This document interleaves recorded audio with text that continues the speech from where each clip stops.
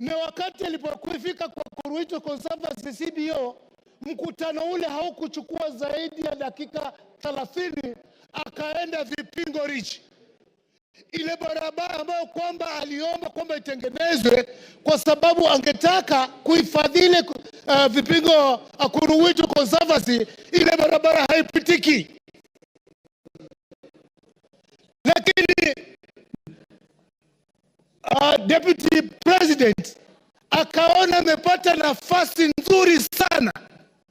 Ile barabara baada ya kwamba iende kwa Kuruitu Conservancy, akachukua ile barabara akaijenga, akiipeleka kwake hotelini, imeshia pale kwa hoteli yake.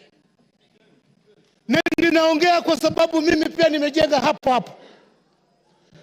Bwana Deputy President alisema kwamba watu waliomba hiyo barabara ijengwe, kulikuwa na public participation. Ni kweli kabisa, tuliomba ya kwamba barabara ile ijengwe, lakini hii kwamba ni uhusiano wake yeye na wenyeji wa Kuruitu, kwamba ni uhusiano ambao ni mzuri, wanaelewana, na kwamba hata mbunge eneo hilo anajua.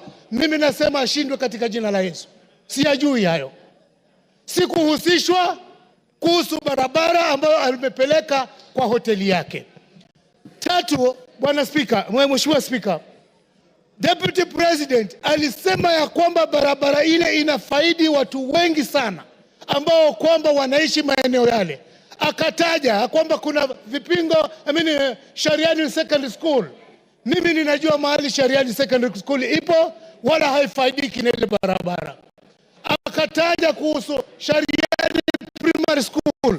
Shariani Primary School ukitaka kuaccess unaipata kwa hiyo main highway ya kutoka njia panda ya kutoka Mtwapa kuelekea Kilifi na kuelekea Malindi. Kusema ukweli kabisa, yale yaliyokuwa nazungumza kuhusu uwekezo ule ni wa uongo. Tatu, ile nyumba ambayo kwamba ilikuwa ni ndugu yake, sisi tulijua toka ilipokuwa zamani, na ukweli kama utafatwa itabainika wazi ya kwamba Bwana Deputy President aidha awe alinunua kutoka kwa ndugu yake ama awe amemwibia ndugu yake. Ni jambo la kuhuzunisha, akisema ya kwamba mali ile yote ambayo iliachwa, yeye ameachiwa percentage fulani kubwa kushinda wale watoto. Kama kweli si uongo, basi si anasherehekea kifo cha ndugu yake. Ni nani mwenye akili zake timamu ataacha urithi au peane kwa ndugu yake, asahau watoto wake, asahau bibi zake, asahau binamu zake, hali yeye anasema kwamba yeye ni mtu kuna mali? Mimi sijawahi kumuunga mkono kwa lolote, na ninajua nyumba hii iko na hisia tofauti kulingana na masuala ya Deputy President. Wakati nilipeleka public participation Kilifi South, 95%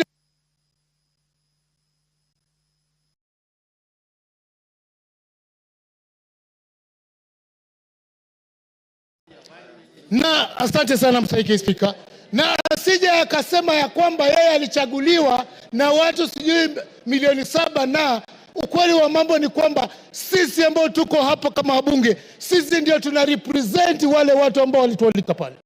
Kwa hivyo siseme kwamba sisi hatuna uwezo wa kutoa amri au mamlaka ya kwamba yeye agatuliwe mamlakani. Langu ninasihi, wakati umefika. Unajua Mungu akitaka kukumaliza hukuweka kichaa. Mimi sijasema kwamba Deputy President ako na kichaa. Ninasema tu ya kwamba matamshi yake kama hata chunga yataelekeza kwamba tumshuku katika akili zake. Asante Mstahiki Speaker. Bashir.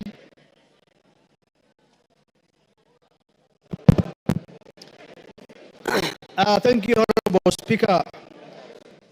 Honorable Speaker, from the onset, I want to make it clear that I support this special motion by Honorable Mutuse. Honorable Speaker, there are 11 counts as contained in this special motion.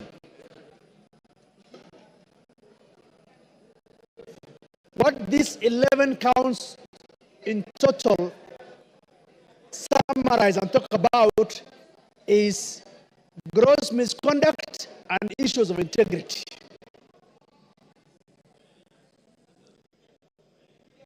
The holder of the office of the Deputy President is not a small man. He is just a heartbeat away from the presidency. Looking at the behaviors, actions, utterances of Deputy President Rigathi Gachagua shows you that he does not befit to hold the office of the Deputy President. Honorable Speaker, time and again, His Excellency Rigathi Gachagua has been talking about Murima, Murima, Murima. But one thing I want people to know is that the same Murima has people who have been elected by the same representative and who are in this house representing the people of Mount Kenya. Rigathi Gachagua is not the sole representative of Mount Kenya. They have MPs, they have women reps, they have senators, they have governors. He is supposed to represent each and every part of this country called Kenya. Unfortunately, he doesn't understand that bit. Sometimes in July, in a well-attended press conference in Mombasa, intelligence services, and especially in the person of Director General. Now, look at this case. The Deputy President is a member of NSAC, the National Security Advisory Council. He sits in that council. If there are issues that he has with individuals running those institutions, the best place will have been that council. Now, you've been the Deputy President of the country. Instead of addressing matters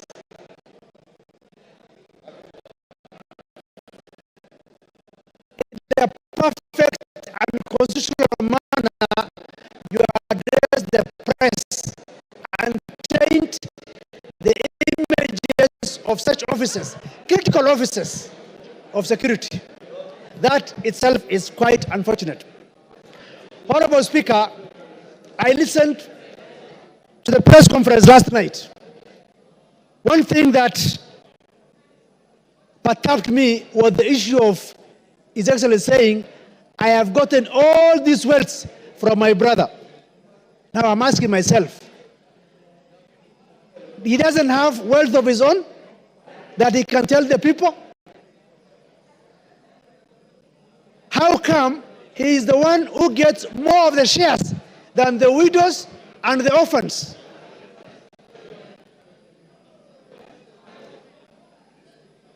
It's also unfortunate that the same Rigathi Gachagua was at one point a district officer in 1997. He was sacked for stealing relief food. What is relief food supposed to go to? To the vulnerable people, vulnerable community of that area. He stole the relief food. We cannot continue to entrust one Rigathi Gachagua with the office of the Deputy President of the Republic of Kenya. We call upon this House to make history for the first time under the new constitution to say that Rigathi Gachagua does not befit to hold the office of the Deputy President of the Republic of Kenya. The President and the Deputy President are supposed to work in harmony. They are not working in harmony. The President sometimes goes out of the country.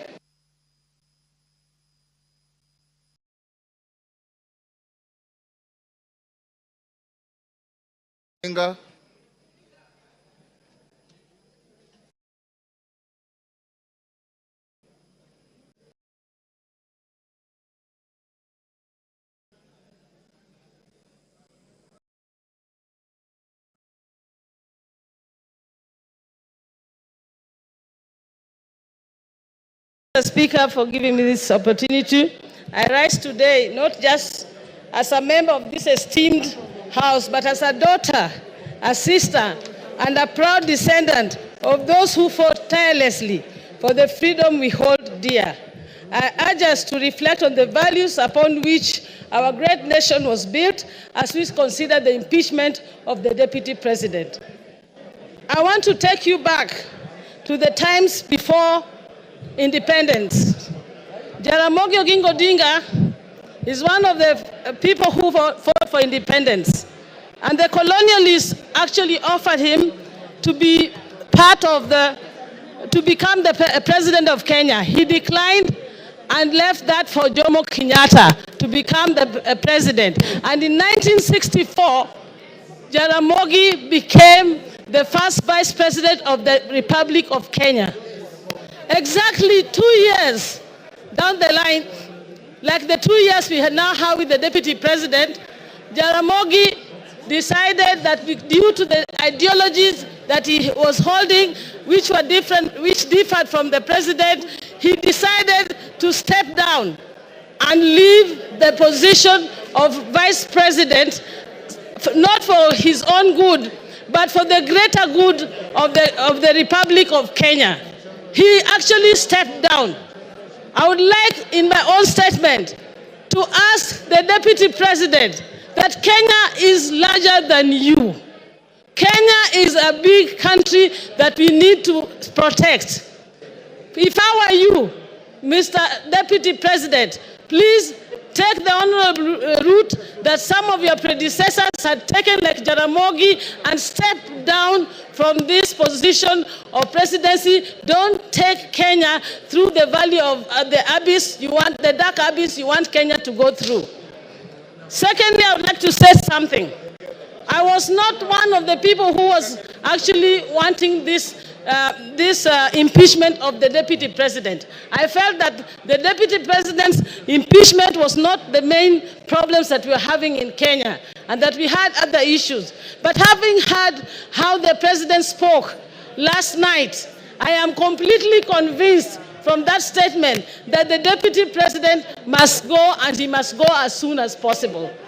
One of the reasons why I say that is that we are not here for our personal grandeur and our personal wealth.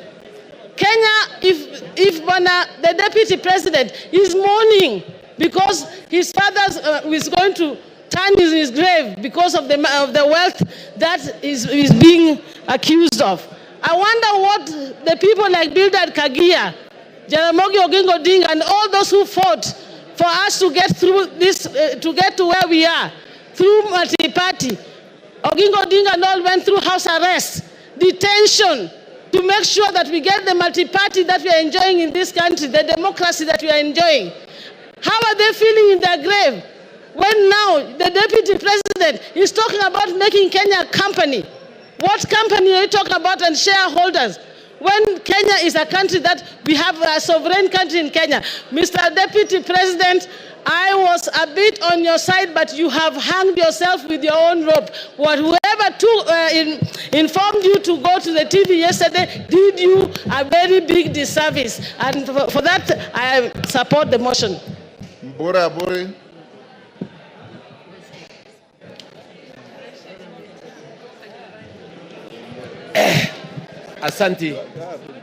Asanti Bwana Spika kunipa nafasi hii.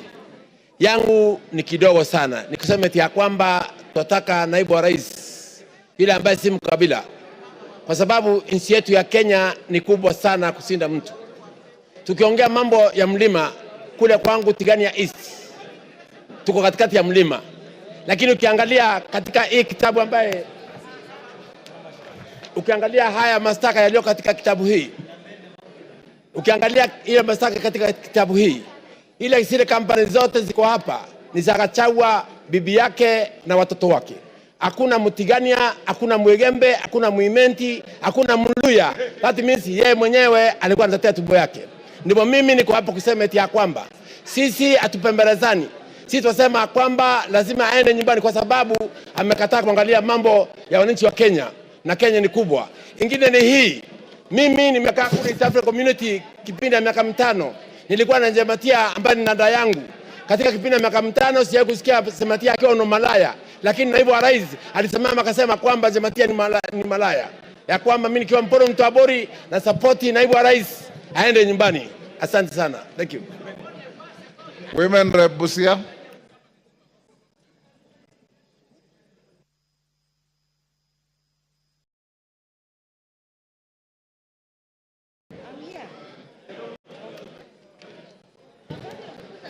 Thank you, Mr. Speaker.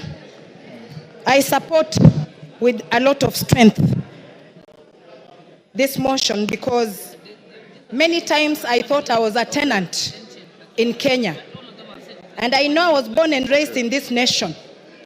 When a leader of a national figure discriminates openly, I left myself wondering if we can keep allowing to be divided every day, and yet as leaders we must be a factor that unites all Kenyans. I want to ask the Deputy President, what message was he sending to Busians who voted for Honorable Maina in Marachi West, in Butlak Sub-County? And what message was he sending to Busians who voted for Honorable Talam in Buhayo West, in Matayos, Busia County? We should be free from Mombasa to Turkana, any person of any race, any tribe, to stand and be elected without being pointed at as this one belonging to a particular region and that one not belonging to our region. Because Kenya is our country and we are here in this country to build it. If we don't join, because if you go as an individual, you are a drop in the ocean. But together as Kenyans, we are an ocean. So I want to ask again, what other thing a principal assistant is supposed to do? According to me, unless you have a shrunken hippocampus in your brain, then you go displaying what your master is doing instead of being the real assistant of even covering up. One day he says, I was sent all these things I was saying. I was sent all these things I'm saying. It's like he is wearing an oversized coat, oversized trouser, a tumbo cut vest, and oversized shoe. He does not understand his role as a principal assistant. We must unravel from the seams of our fabric in this country, because sometimes you can be wearing a dress or a trouser, but something keeps biting you. Unless you unravel or open up the seam to know what is biting you, you will continue losing blood and become anemic. So people of any nation are stronger than the people in power. All leaders in this nation must be responsible of the utterances they puke every day, because what will our future leaders be saying? I am, or who is our role model? Who is their role model? All of us must be responsible not to give hate speech anywhere we go. And I don't think there is a tribe in Kenya that is superior than others. Whether you come from Eastern in Garissa or you come from Siamahanga village where I live, you are equal. Article 27, Section 4 is clear about this, that we should not discriminate. When I hear a widow in Mount Kenya being tortured, being snatched property by the deputy president, whether she is Kikuyu and she's a widow, she is representing all the widows in Kenya. So Gachagua return the matrimonial property, the bank accounts, everything that you took from that widow in Nyeri. Because I was raised by a widow and I know what happens when such things happen. A widow should be given their rights, whether you have all the muscle in the nation. And thirdly, a leader who does not respect women, that one is not a leader. Calling women prostitutes. So when a woman is being a prostitute, who is the other prostitute? Then he must be the one. Because if you call me a prostitute, was I doing myself? There must be somebody in a trouser too. And we do not want to be discriminated. We have been dating, marriage, we marry Kikuyu, Luya, Teso, Kamba. That should continue happening than us growing up or children fearing to marry from Mount Kenya or fearing to marry from Nyanza. That is wrong. So Deputy President must go home. We really want him to just take a rest. Thank you, Mr. Speaker. Yes, Muya, what's your point of order? Speaker, I'm standing on standing order number 91 on matters of facts and substantiating what the member is speaking of. The issue of Malaya have been adversely mentioned in this house. Have you as the speaker received anything to substantiate? Honorable Speaker, it is on record that the deputy speaker, the deputy president has been crossing the whole country, campaigning for the same women, especially in Mount Kenya where he was assigned. So it is unfair that members can continue repeating, you cannot substantiate, and there is no evidence. We should have made your evidence. point. Honorable members, order. Take your seat. Honorable members, I want, with your concurrence, to reduce the time of the speakers to 2 minutes. Is that agreed? Is that agreed? For the purpose of the record, I'll put the question that we reduce time for speakers from 5 minutes to 2 minutes. As many as of that opinion say aye. Will those of the contrary opinion say nay? The ayes have it. Didymus, 2 minutes. Mr. Speaker, I want to beat this impeachment motion. I say so because Kenya, we have more than 42 tribes. And it was never our permission to decide which tribe you belong to, Honorable Speaker. And we want every part of our country to feel part and parcel or properly represented by our Deputy President.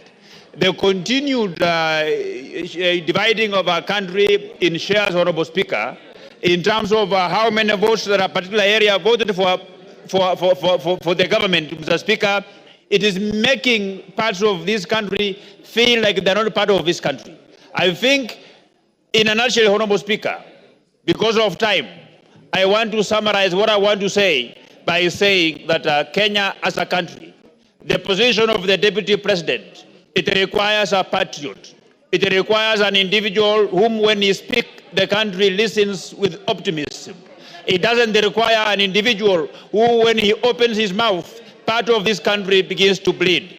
This country doesn't require a villager in the name of the Deputy President. It requires a patriot, a statesman. And this House, Mr. Speaker, we will go down in the history of this country because the war against tribalism, the war against segregating this country along shareholding lines, it's a war that we have come a long way, Honorable Speaker. It's a war that we vowed that we must win it in installments. And today, we are paying the last installment. Regarding Gachagua must go home.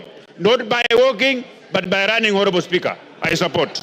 Member for Wajir West.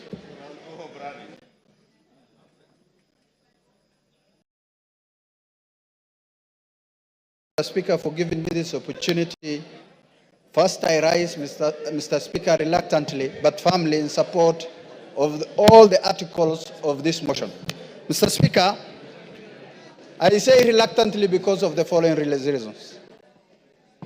Normally, Mr. Speaker, as a Muslim leader, I don't rush to support this grave matter like this to remove the Deputy President of the Republic of Kenya from office after just 2 years of election. But because of the conduct, the behavior of the Deputy President of this country, Mr. Speaker, I have no option but to support this motion.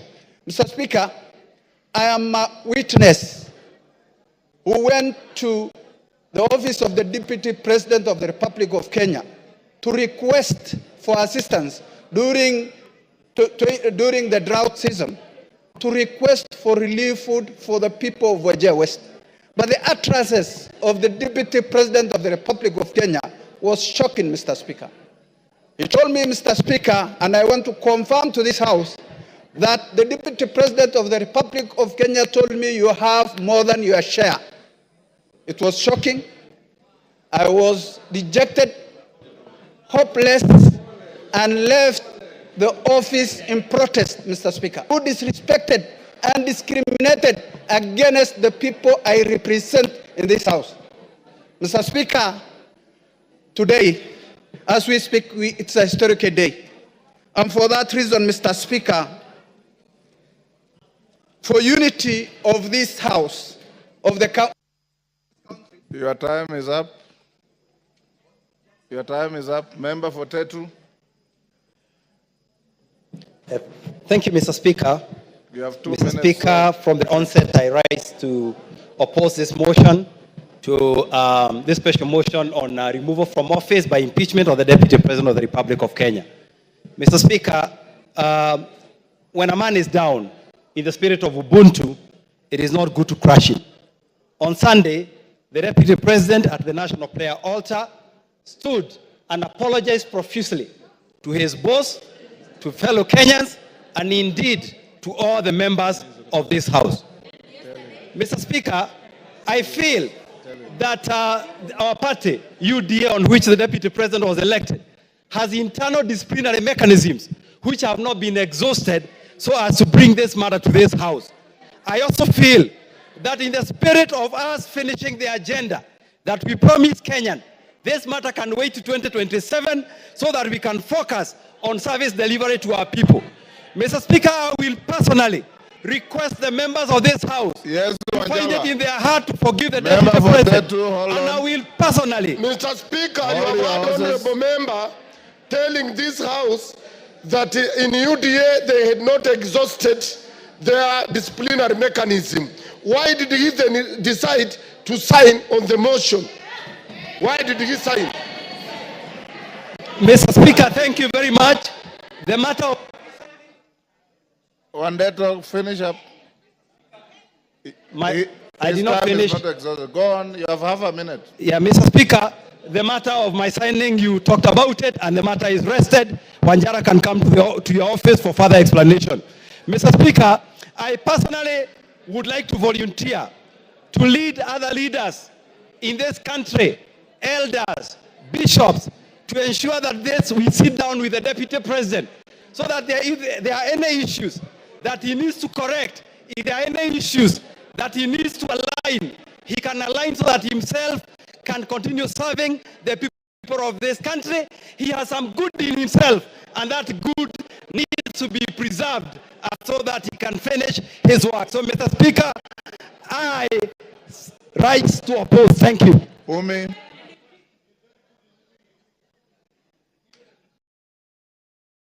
Minutes.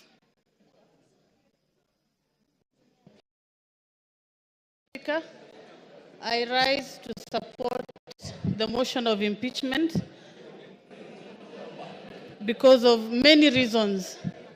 Mr. Speaker, as a young person and as a representative of the House for the Youth, I wonder how many young people of this country can walk into a bank and access a loan of 600 million shillings without any guarantees of any sort. Mr. Speaker, this is a representation of impunity. The Deputy President stood before the media yesterday as a national leader to defend his children. I respect that he stood to defend his children, but how many children of this country has he given a chance for them to access the same benefits? Myself included, I cannot access a loan of that amount of money.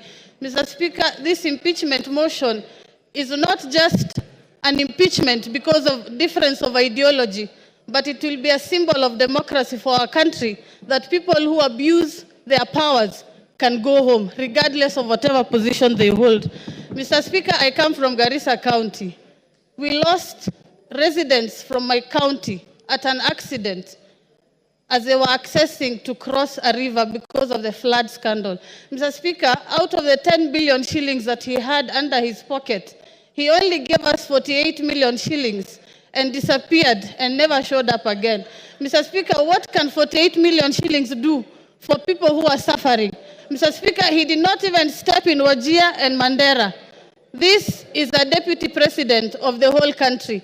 I support the impeachment. He must go home and create a room for other people to get that position. Maybe it's time for other regions to be deputies so that we can get the same benefits. Mr. Speaker, I can even do a good job myself.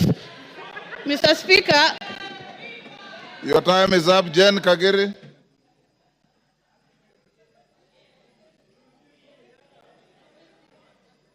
If you read the Constitution, you'll know that you don't qualify to be a deputy president at your age. Jen Kagiri. Thank you, Honorable Speaker, for giving me this opportunity to contribute to this motion. Honorable Speaker, when I was elected in the year 2022, in the month of August, I was a very grateful person to God, and I knew my work was to serve the people of Laikipia County. A county that is cosmopolitan, that has Pokots, that has Turkanas, that has Maasais, that has Samburus, that has the Muslims, it has the Somalis, and all these people, inclusive of the Kikuyus, came together and gave me their votes. That is what comprises of Laikipia County. Honorable Speaker, the point at which I deferred with His Excellency the Deputy President is when he started talking about Mlima. I realized Laikipia County is not Mlima after all, because Mlima, people have running water from taps. In Mlima, people have tarmac roads. In Mlima, people don't suffer human-wildlife conflicts. But in Laikipia County, we have all those challenges. So, Honorable Speaker, that was the first point where we differed. The second point, Your Honorable Speaker, is when there was the talk of 1 man, 1 shilling, 1 vote. In Laikipia County, we are among the counties that have the least population. When you talk of 1 man, 1 shilling, 1 vote, it means you're talking of reduction on resources for my people. That one I would not accept. Honorable Speaker, I remain a Kikuyu. But sadly, since our difference in opinion with His Excellency the Deputy President, I have been the poster girl of his intimidation, of his insults, of his blackmail, of his coercion, telling me that I should not engage the national government, that I should not follow up for resources for my people. Honorable Speaker, once in a while, a generation is called upon to stand for something. Today, I stand for an end to insult, a respect to the dignity of leaders, a respect to my people, Honorable Speaker. Give her a minute. Give her, okay, wind up. Honorable Speaker, in my conclusion, I must state, many people have called us traitors, have assumed money has been received for this action. But Honorable Speaker, I want to make it very clear. I need no money for the restoration of dignity in this house. I need no money for the restoration of respect to women in this house. I need no money for resources to reach my people of Laikipia County. Honorable Speaker, I submit and I support. Thank you. Oundo.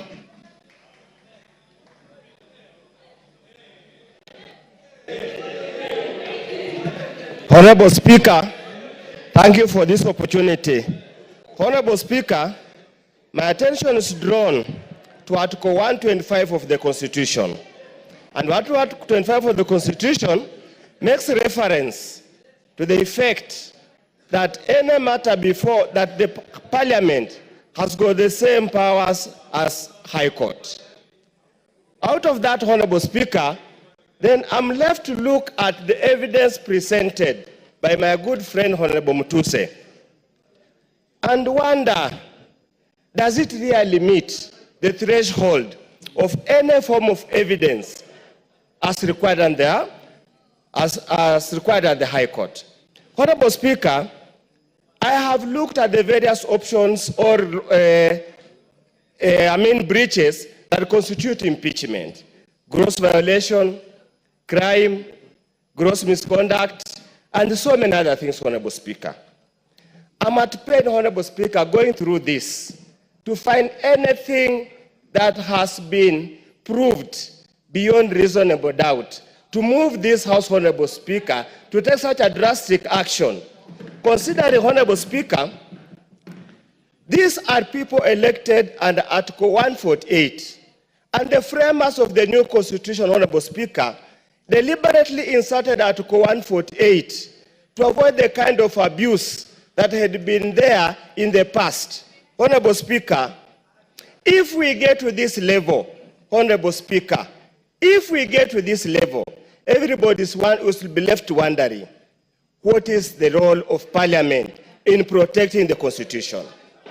Honorable Speaker, and I want to rephrase Luke 23, verse 4. I find no case against this. Roku. He didn't ask for it. Roku.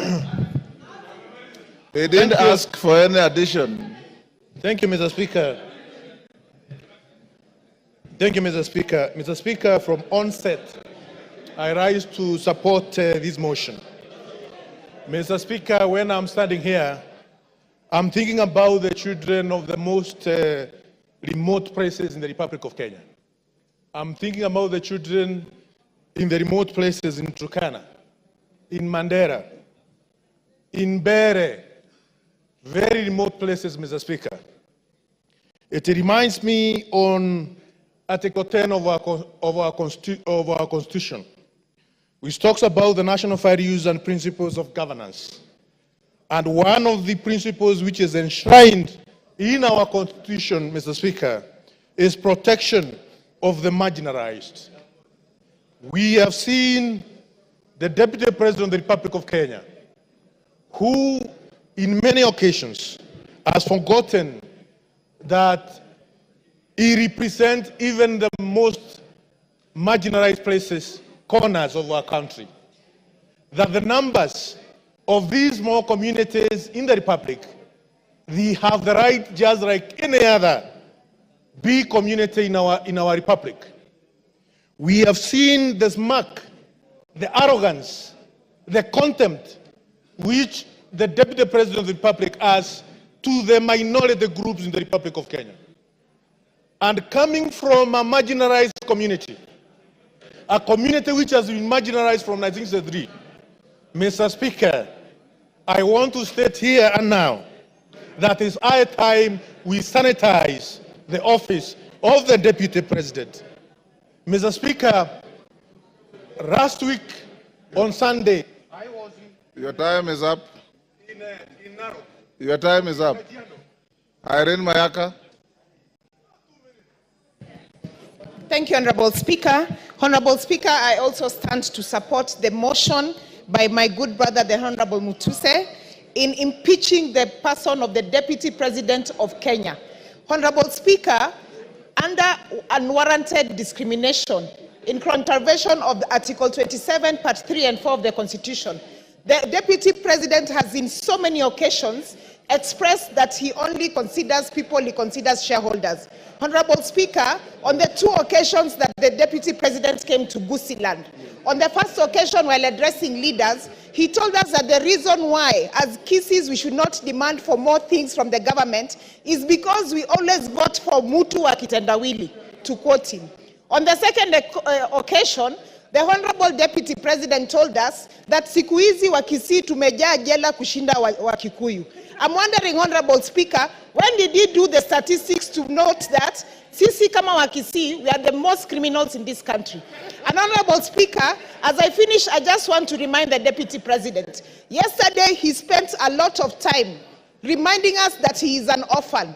And yet he forgot that there is one orphan that the Deputy President kept saying that he has put for him mitego in State House. The Honorable Deputy President forgets that even the Right Honorable Raila Amolo Odinga is an orphan. Why did he forget that he was putting for him mitego? I just want to tell the Deputy President that because of the utterances that you make against people of Kenya, you must go, and you will go home. I thank you. Malolo Injendi. Thank you, Mr. Speaker. I arise to support this motion strongly. Mr. Speaker, this country has once suffered tribal clashes. Mr. Speaker, the Deputy President has been always talking about Central Kenya, Mlima, etc., etc.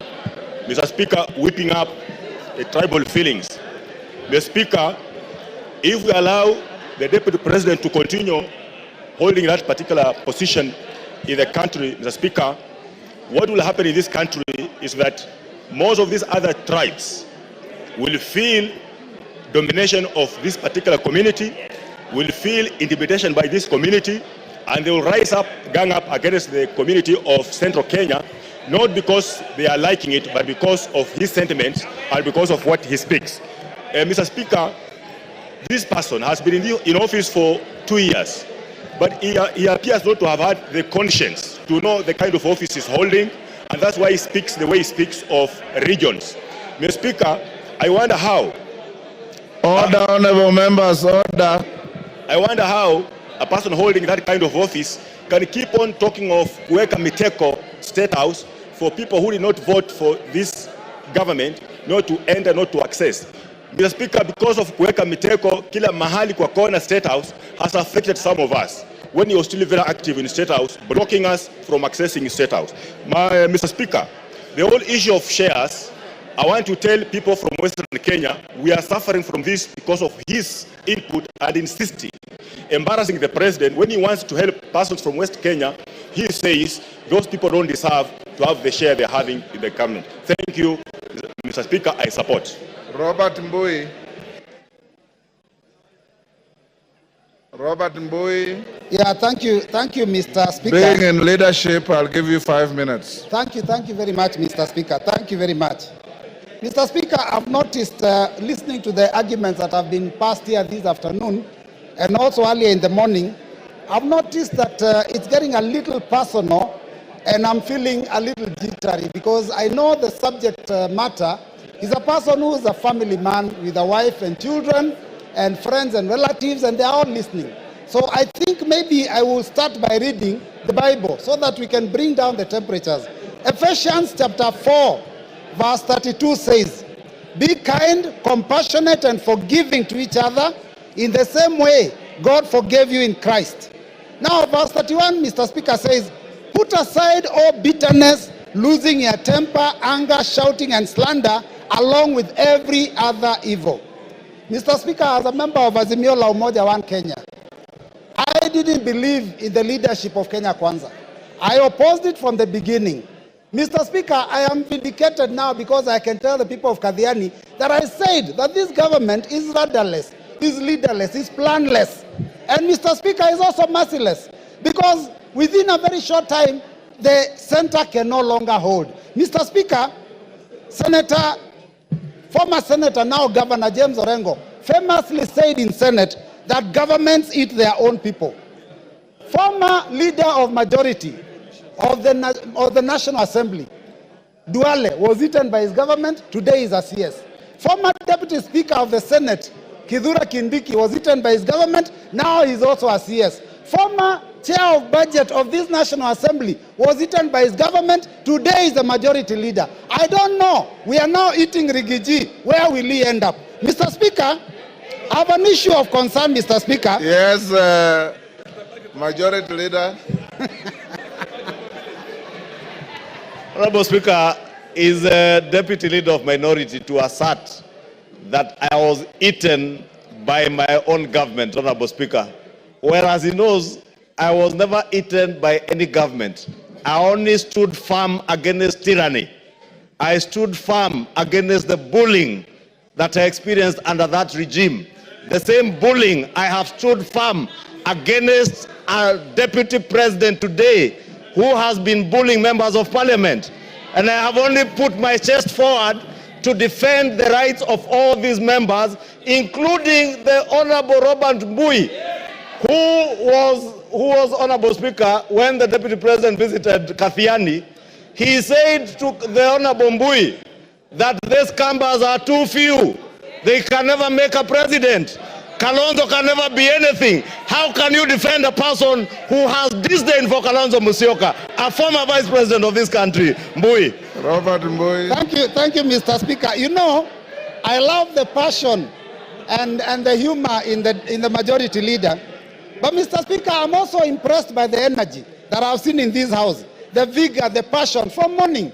I mean, it is the first bill, or rather it's the first motion where this house has gone up to public participation in the constituencies. Mr. Speaker, I only wish that the energy that we are expending here to send a question to all Kenyans about one individual was being used to fight the issues that are failing us in our education, in our health sector, People here, the cost of living has gone too high. People have no jobs. Mr. Speaker, those are the things that this House should passionately deal with. But Mr. Speaker, for a whole day, and from, I don't know, even the last week or 2 weeks, to deal with one matter, Mr. Speaker, I think that we are losing direction. And it is important, Mr. Speaker, that we deal with the things that are affecting our people. Because, Mr. Speaker, if you look at the education sector, I talked about it here the other day. We don't even have classes for grade 9 going into JSS. Mr. Speaker, the funding model for university has failed. Mr. Speaker, the insurance sector, NHIF, is having a problem, Mr. Speaker. How then do we spend taxpayers' money and time to come and deal with a matter of one single individual, Mr. Speaker? Now we are told that this person, Mr. Speaker, is a tribalist. But Mr. Speaker, those comments that he made, yesterday he made it very clear. And I was shocked. I was very shocked, Mr. Speaker, yesterday, to realize that in fact Kenya Kwanza was actually a company that is limited by shares and that people negotiated shares for themselves. The mover of the motion is a member of MCCP. MCCP negotiated shares for Lower Eastern. Mr. Speaker, because we had 2 cabinet secretaries in this government, now, Mr. Speaker, we only have 1. And I'm telling you, Mr. Speaker, actions speak louder than words. The Deputy President may have said that he is a shareholder and there are issues about his community, but if you look at the appointments that are being made in Kenya, then you will realize that the person of the President himself is the one who is the biggest tribalist, Mr. Speaker, because he's appointing people from his own community for every position. Mr. Speaker, if we have to find a situation where a school has failed, you do not fire the deputy principal. You get rid of the principal. Our problem is not the deputy, it is the head. Yes, Farah. Thank you, Mr. Yes, Farah. Mr. Speaker, I was standing. Mr. Speaker. Order. Mr. Speaker. Robert Mbui, you are normally more decent than that. This is a house of... Mr. Speaker, protect me. Mr. Speaker, my point of order is this. This is a house of rules. This is a law-making body. This is the place where our constitution itself was passed. You cannot bring, talk about a president or even any other head of state of a friendly country without bringing a substantive motion. So you cannot discuss the conduct of the president. And by the way, I want to correct you. You might... Point is out of order. Your point of saying that governments eat their... Take your seat is out of order. Kahangara. Yes, he used my card.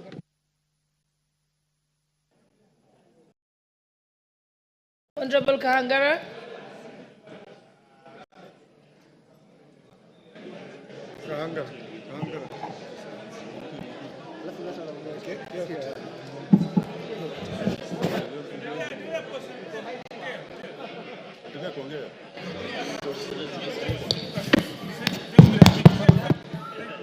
Thank you, Madam Speaker. Hold on a second, they're going to put for you the mic. Clark, just yes, I can see the mic. Take the one next to Mheshimiwa Fulamu. Take that one, yes.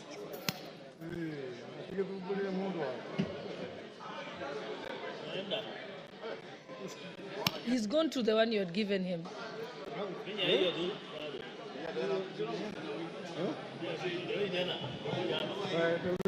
Okay, thank you very much, Madam Speaker, for giving me an opportunity to contribute to this motion.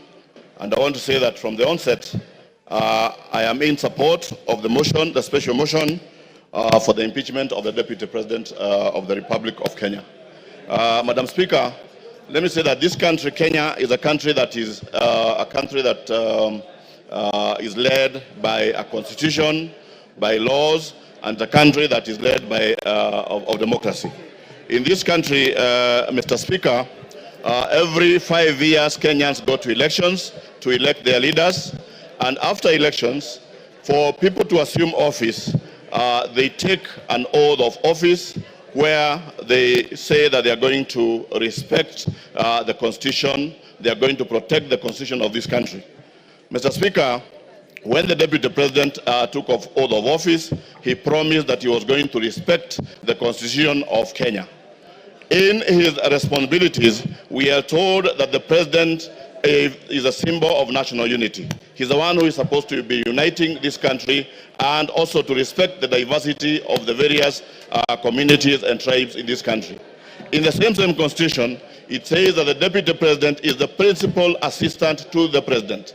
So if he is the principal assistant to the President, meaning that he performs the duties that are performed by the President. Mr. Speaker, I want to say that the Deputy President has gone around this country talking about shares, meaning that he has put all the tribes of this country into coalition.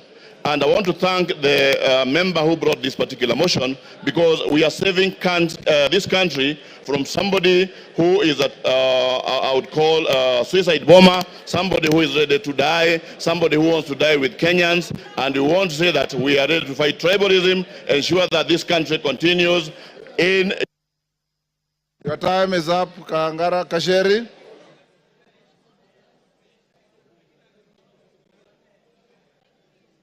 Give Honorable Njeri the mic.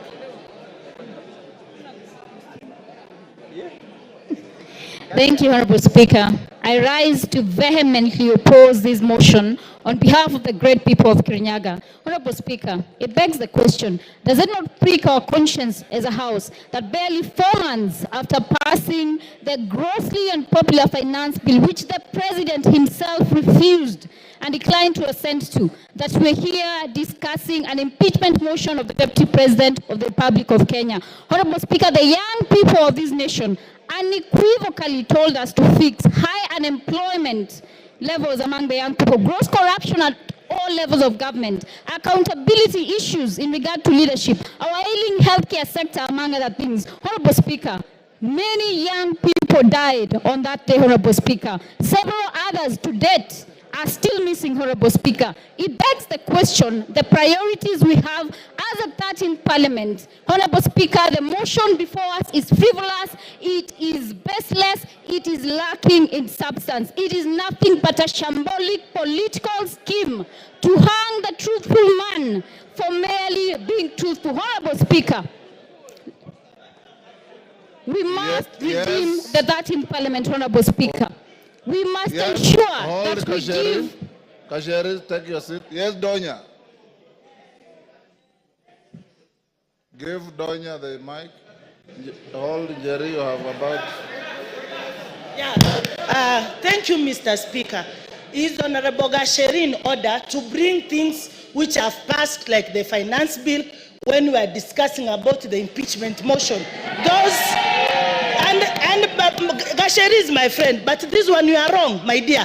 We are discussing about the impeachment of Gachagua, not finance bill. Let the forgone be the forgone. Honorable Speaker, I would want the honorable member, who is my very good friend, to point what standing order she rose on and what standing order can ensure that I do not speak on matters that have been controverted and that are public information, Honorable Speaker. We passed the finance bill, Honorable Speaker. It is a matter of fact. Even if you boo me, I will speak. The young people of this nation deserve more. They want jobs. They want healthcare sorted. The impeachment of the Deputy President is a sham political process. Kasheri, order. Jerry shall be heard in silence and dignity. But Jerry, your time is up. Women Rep of Migori. Yes, Wanjala. What is out of order? Give Wanjala. Thank you, Mr. Speaker. Mr. Speaker, the person who is accused, whom we are debating, was supposed to be here by 5. It is 7 minutes past 5. He actually is. Mr. Speaker, can we bar him from coming because he's late? He's already here. Yes. Migori Women Rep. Give to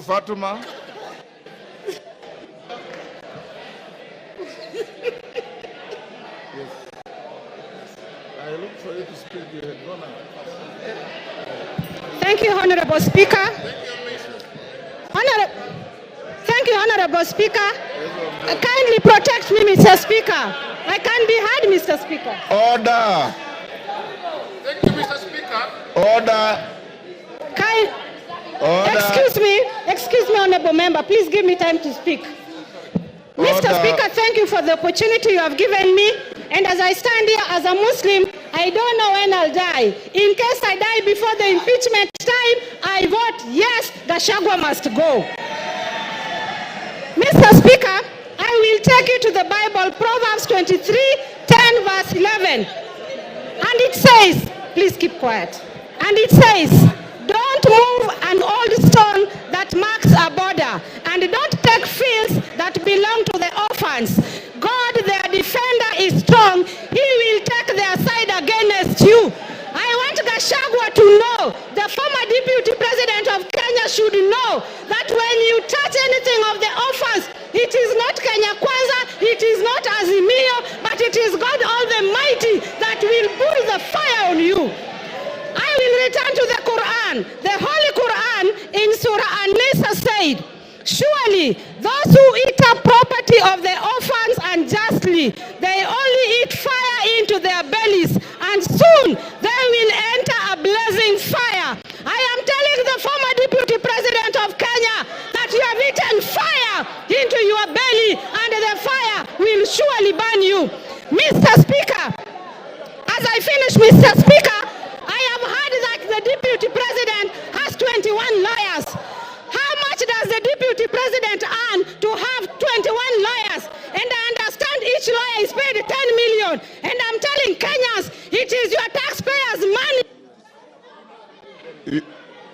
Your time is up. Rueda. Honorable members, we are coming to an end. Order, honorable members. I've given the floor to member for Lamu East.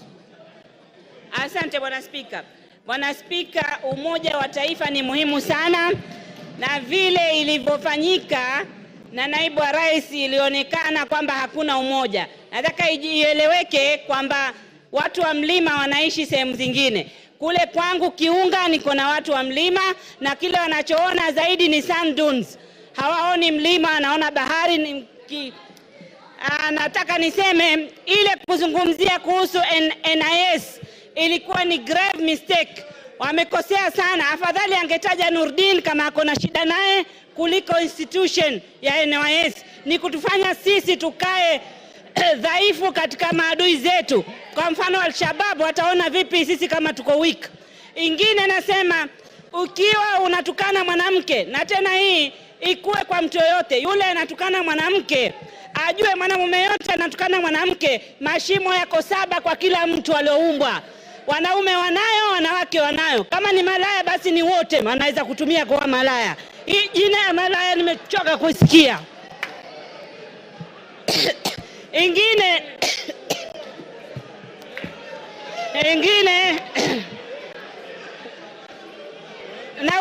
naulizwa mashimo ni haya mawili ya pua, ya masikio, ya mdomo na yale mengine mawili. Kila mtu ako nayo.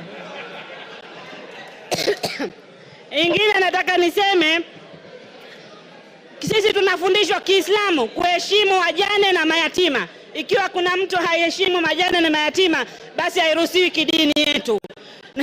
Asante Bwana Spika. Order. Member for Kipipiri, take your seat. Yes, Milemba. Honorable Speaker, thank you for this. The mood in the House is such that it's already 5. And Honorable Speaker, it's my plea to you that the country is weary. We move to the next stage so that we may hear the Deputy President speak. Remember, these are motions which has timelines. Thank you, Honorable Speaker. Order, members. If you listen to the Speaker, when I called out member for Lamu East, I said she was going to be the last one on this. So she is indeed the last one on this. The interaction on the motion.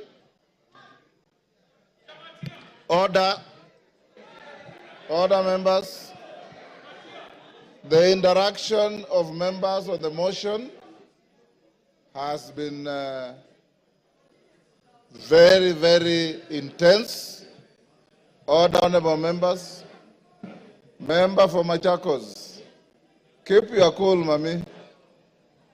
Keep your cool. Yes, keep your cool. The members who have spoken are many. It is not possible for each and every one of us to speak on the same motion.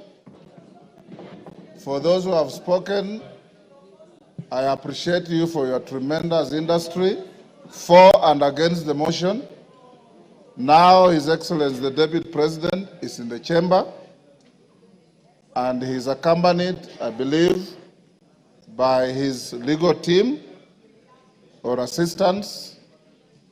We will now move to the next stage. You remember I had advised the House, Order Joyce Kamene.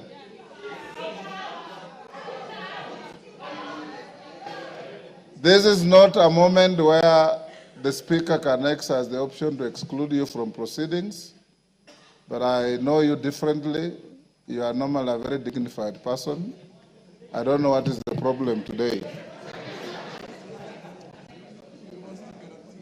I want to urge the House that as we move to this stage, you remember we said at 5, the Deputy President had been assigned 2 hours in accordance with the standing orders. The standing orders say not more than 2 hours. So he may exercise to spend the 2 hours or less as he wishes.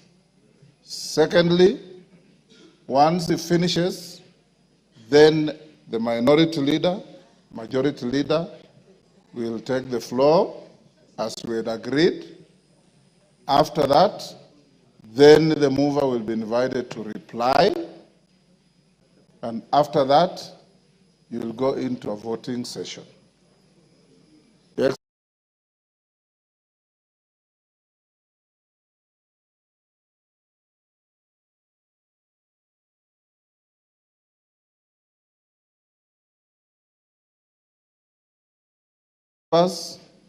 To maintain your silence, to maintain your decorum, and to maintain the dignity of both the House and yourselves in listening to the subject to this motion, who is the Deputy President of the country.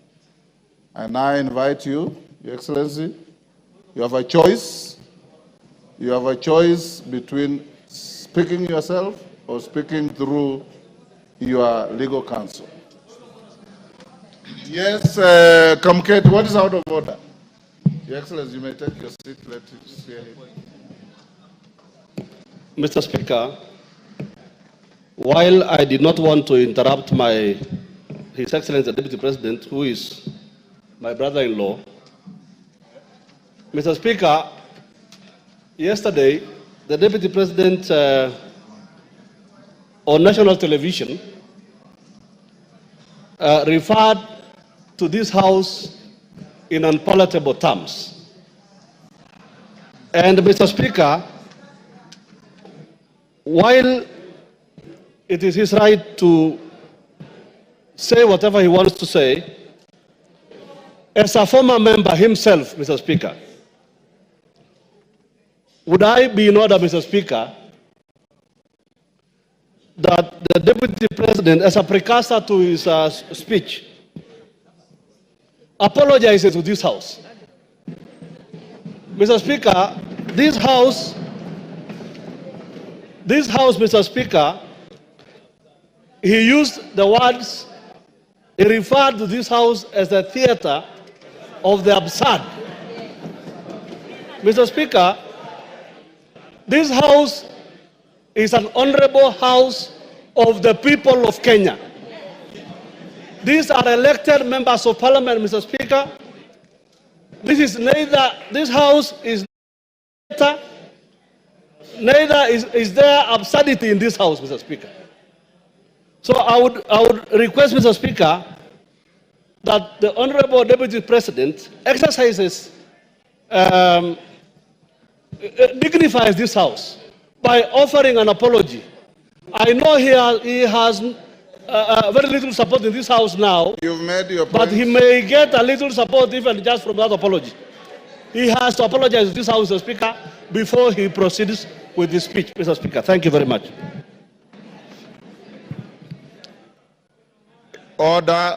No more points of order. Your Excellency, Deputy President, as you take the floor, this morning, the Speaker made a communication and indicated that we found it abhorrent some of the contents of your interview your speech rather, your statement last evening, in which you described this House in not very good terms.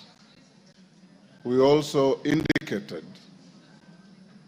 that the rules of this House preclude matters pending before the House from being canvassed in other fora, particularly by members of the House, and to an extent of broad interpretation of the standing orders, a person who is subject to the motion going on in the House. It is spilled milk, it's water under the bridge. You said what you said, but it is only fair that being an immediate former member of this House, that you exercise your conscience to hold as to whether this is a theater of the absurd or is an honorable National Assembly of the Republic of Kenya. You may start by addressing that. Thank you very much, Honorable Speaker. And thank you, the honorable members present, for according me this opportunity to prosecute the matter before us. Mr. Speaker, sir, I have tremendous respect for this great institution. Having served here for 5 years between 2017 and 2022, and I appear here in a very nostalgic moment that I'm back in the House where I stayed for 5 years, despite the fact that I've come under difficult circumstances. Mr. Speaker,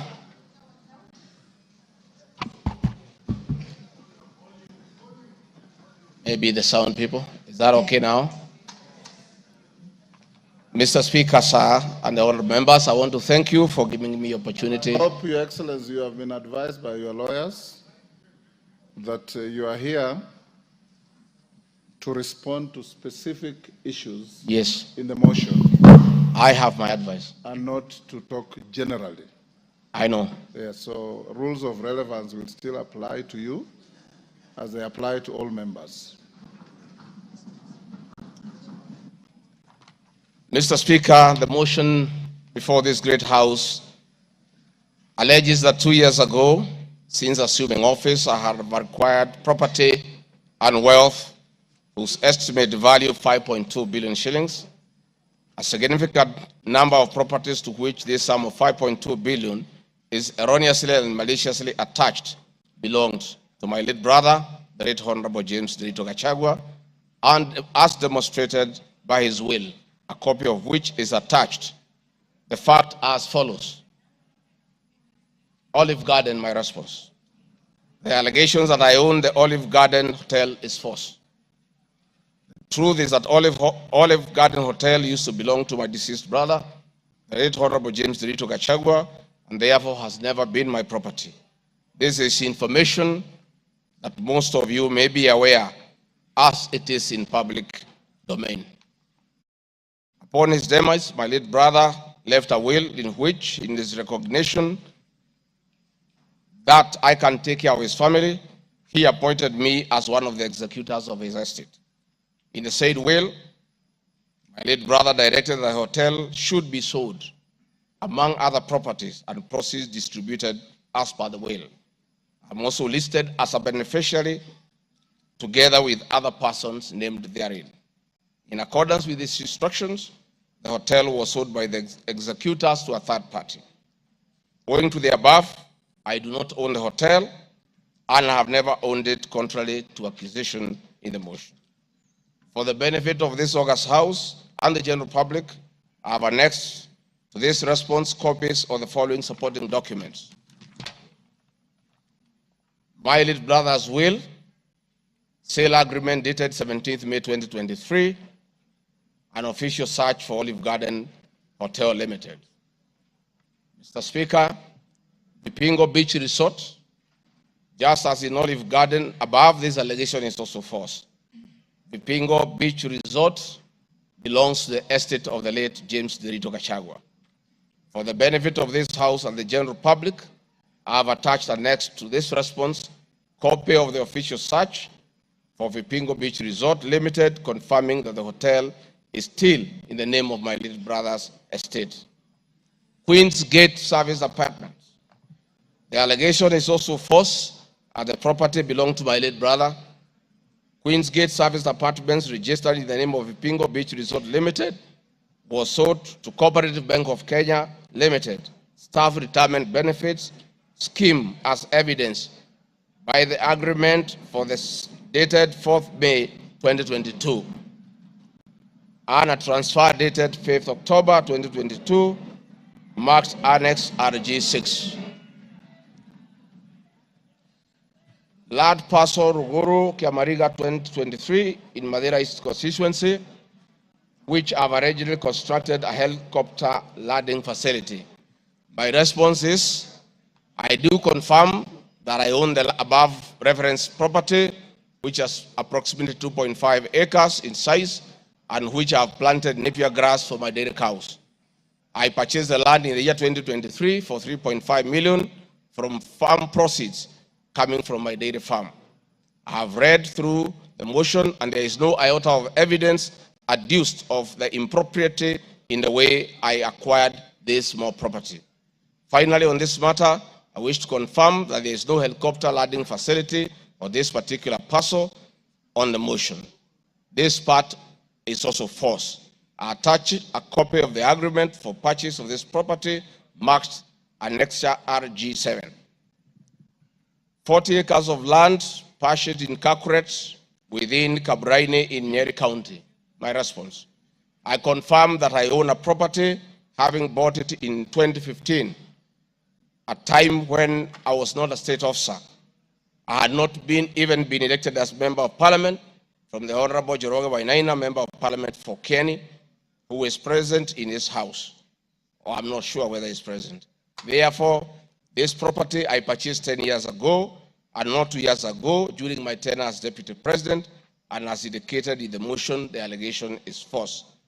I have read through the motion, and there is no iota of evidence adduced of any impropriety in the way I acquired this property. For the benefit of this August House and the general public, I have annexed to this response copy of the agreement for sale and purchase of this property marked as Annexure RG8. 80 acres of land in Meru County. For the record, I wish to confirm that I do not own 80 acres of land in Meru. This allegation is false. However, in the spirit of full disclosure, I would like to confirm that I have purchased 29 acres of land in Meru, the land of my mother, which I bought on around 9 February 2024 through a loan granted to me by Solution Circle Limited, which I am a member. This said circle has a charge registered against the title, which it continues to hold as security until I fully repay the loan. For the benefit of the August House and the general public, I have annexed to this response copies of the agreement of sale marked RG9 and a letter dated 15 July 2024 from Solution Circle Limited confirming that they financed the purchase of the property marked Annexure RG10. Dairy farm in Nyandarua County. My response is I do not have a dairy farm in Nyandarua County, therefore this allegation is false. The land in Nyandarua has no single animal. Companies. The motion alleges there are 22 companies owned by my family members and which have been used to massively launder money and conceal proceeds of crime, corruption, and benefit from influence peddling. My response is the mover of the motion has listed the 22 companies associated with me and has alleged that they have been used to massively launder money and conceal proceeds of crime, corruption, and benefit from influence peddling. I've carefully gone through the motion and have not seen any evidence to support or prove the allegations therein. It is not clear to me how to respond without having seen any evidence incriminating the companies. I would like to be clear that these companies have not been involved in any illegal activities, and I believe that is why the mover of the motion has not tabled any evidence of impropriety with respect to the companies. It does appear to me that the mover of the motion was so meticulous to get all the companies associated with me and my family, and I believe that he also had evidence of illegalities committed by the companies, he would have shared or tabled that for the record. However, it is not possible to get evidence of illegality where there is none. Having said the above, allow me just to mention a few companies because there are many. Regarding the Gachagua Foundation, this is a foundation I incorporated in 2022, and I clarify that the foundation is a non-profit making entity with the sole objective of uplifting the lives of less privileged in society. This foundation therefore does not trade, and honorable members, you are aware that by law, a foundation cannot be used to trade. Since incorporation, the foundation has received a total of 12 million shillings, which has been utilized as per the schedule marked Annex RG 11, which is paying school fees for children in Pwani University and other universities across the country. Dorcas Regarding Foundation, because she is not here to defend herself, this is a foundation founded by my wife, Pastor Dorcas, incorporated immediately we came into office as a non-profit making entity for the sole purpose of rehabilitation of drug addicts, widows, single mothers, and orphans. A brief write-up of this foundation, together with its achievements, is annexed herewith as Annexure RG 12. It is in public domain that Pastor Dorcas have been around the country doing work of rehabilitating drug addicts and helping others who have challenges. There are many other companies that are here, but I don't, because this is a house of record, I don't want to bother the members of parliament of going through all of them. I want to probably only talk about Wamunyoro Investments Limited, named after my village in Wamunyoro. This company was incorporated 21 years ago before I became deputy president, and it's a company that holds family property. Mr. Speaker, sir, I've been accused of exerting influence on officials in the Ministry of Lands to issue an allotment letter to Wamunyoro Investments Limited and using the fraudulently acquired documents in support of a court case. My response, Mr. Speaker, sir, and honorable members, I wish to confirm that Wamunyoro Investments Limited has never been issued with any letter of allotment for land in Embakasi. Wamunyoro Investments Limited purchased this land from a third party in the year 2012. The company's ownership of this property has been confirmed through two legal processes. One, a case was filed before the National Land Commission in the year 2016, adjudicated, and a determination was made that this property belongs to Wamunyoro Investments Limited. That was long before I became the Deputy President of the Republic of Kenya.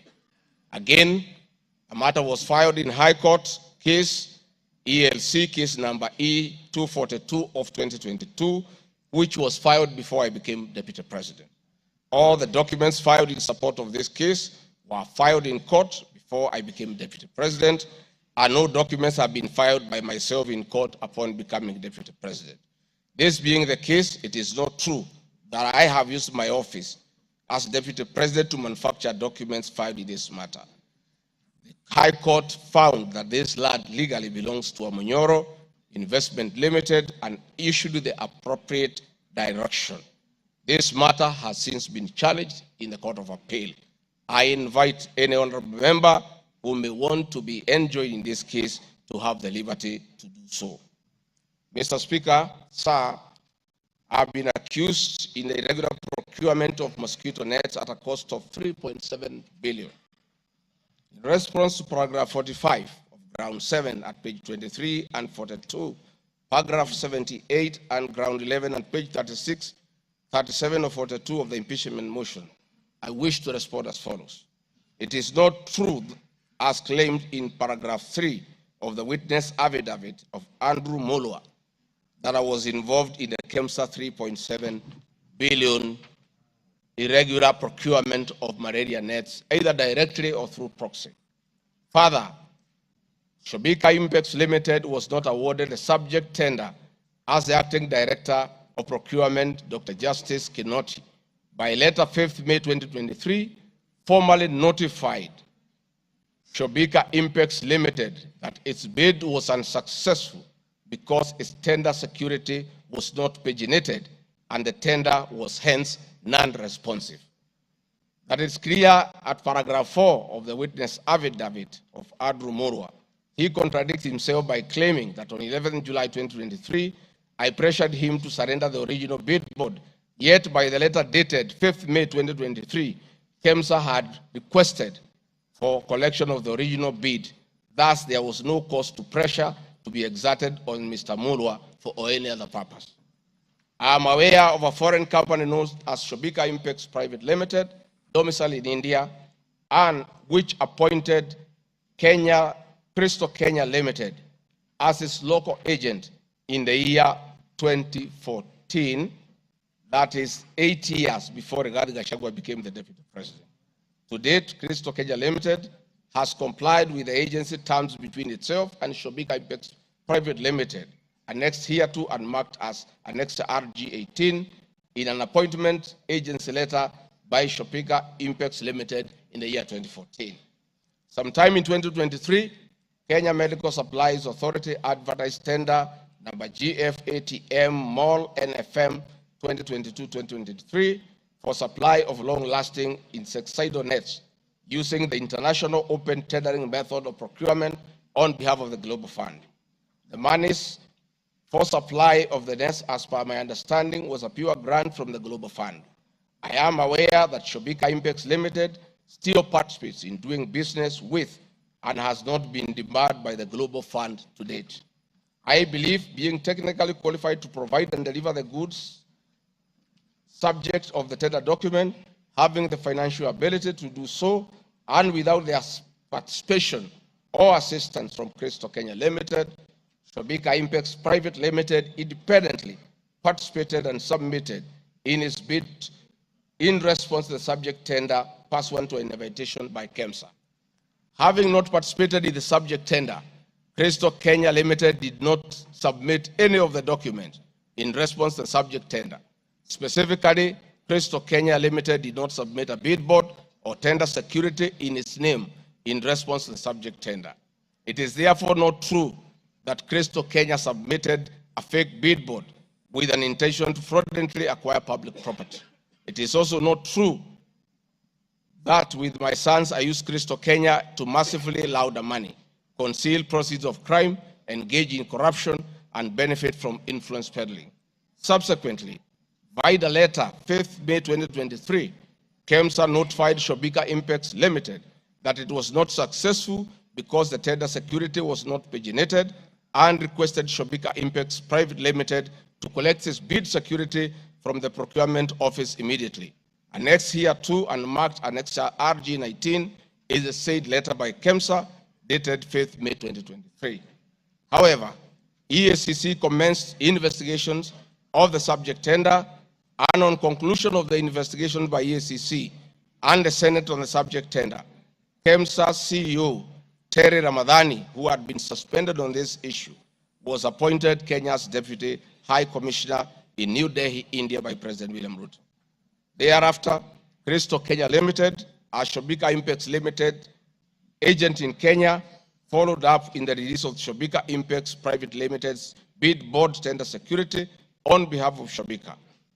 Annexed hereto and marked Annexure RG20 is an email from Shobika Impex Private Limited email addressed to Crystal Kenya Limited, together with a letter of even date confirming that Crystal Kenya Limited had authority to collect their bid board. KEMSA was mandated to immediately release the bid board, tender security, upon determining that Shobika Impex Private Limited was unsuccessful in the subject tender, and that is why they requested that the same be collected from its procurement office. KEMSA did so, as can be seen in its letter dated 11th July 2023, annexed here to and marked Annexure RG21 in the said letter by KEMSA dated 11th July 2023.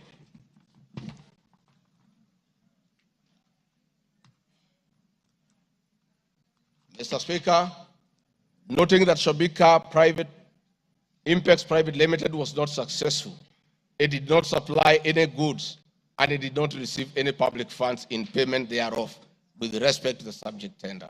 Accordingly, I have not committed any crime under Section 45(1), 46, 47(a)(3), and 48(1) of the Anti-Corruption and Economic Crimes Act and Section 2, 3, 4, and 5 of the Proceeds of Crime and Money Laundering Act.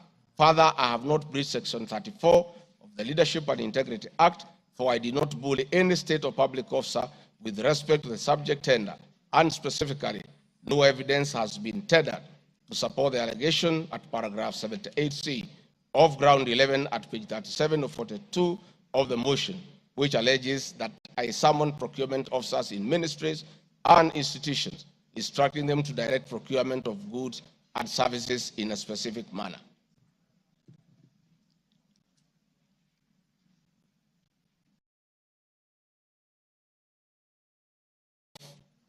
Unnecessary and expensive renovation of the official residence of the Deputy President in Karen and Mombasa.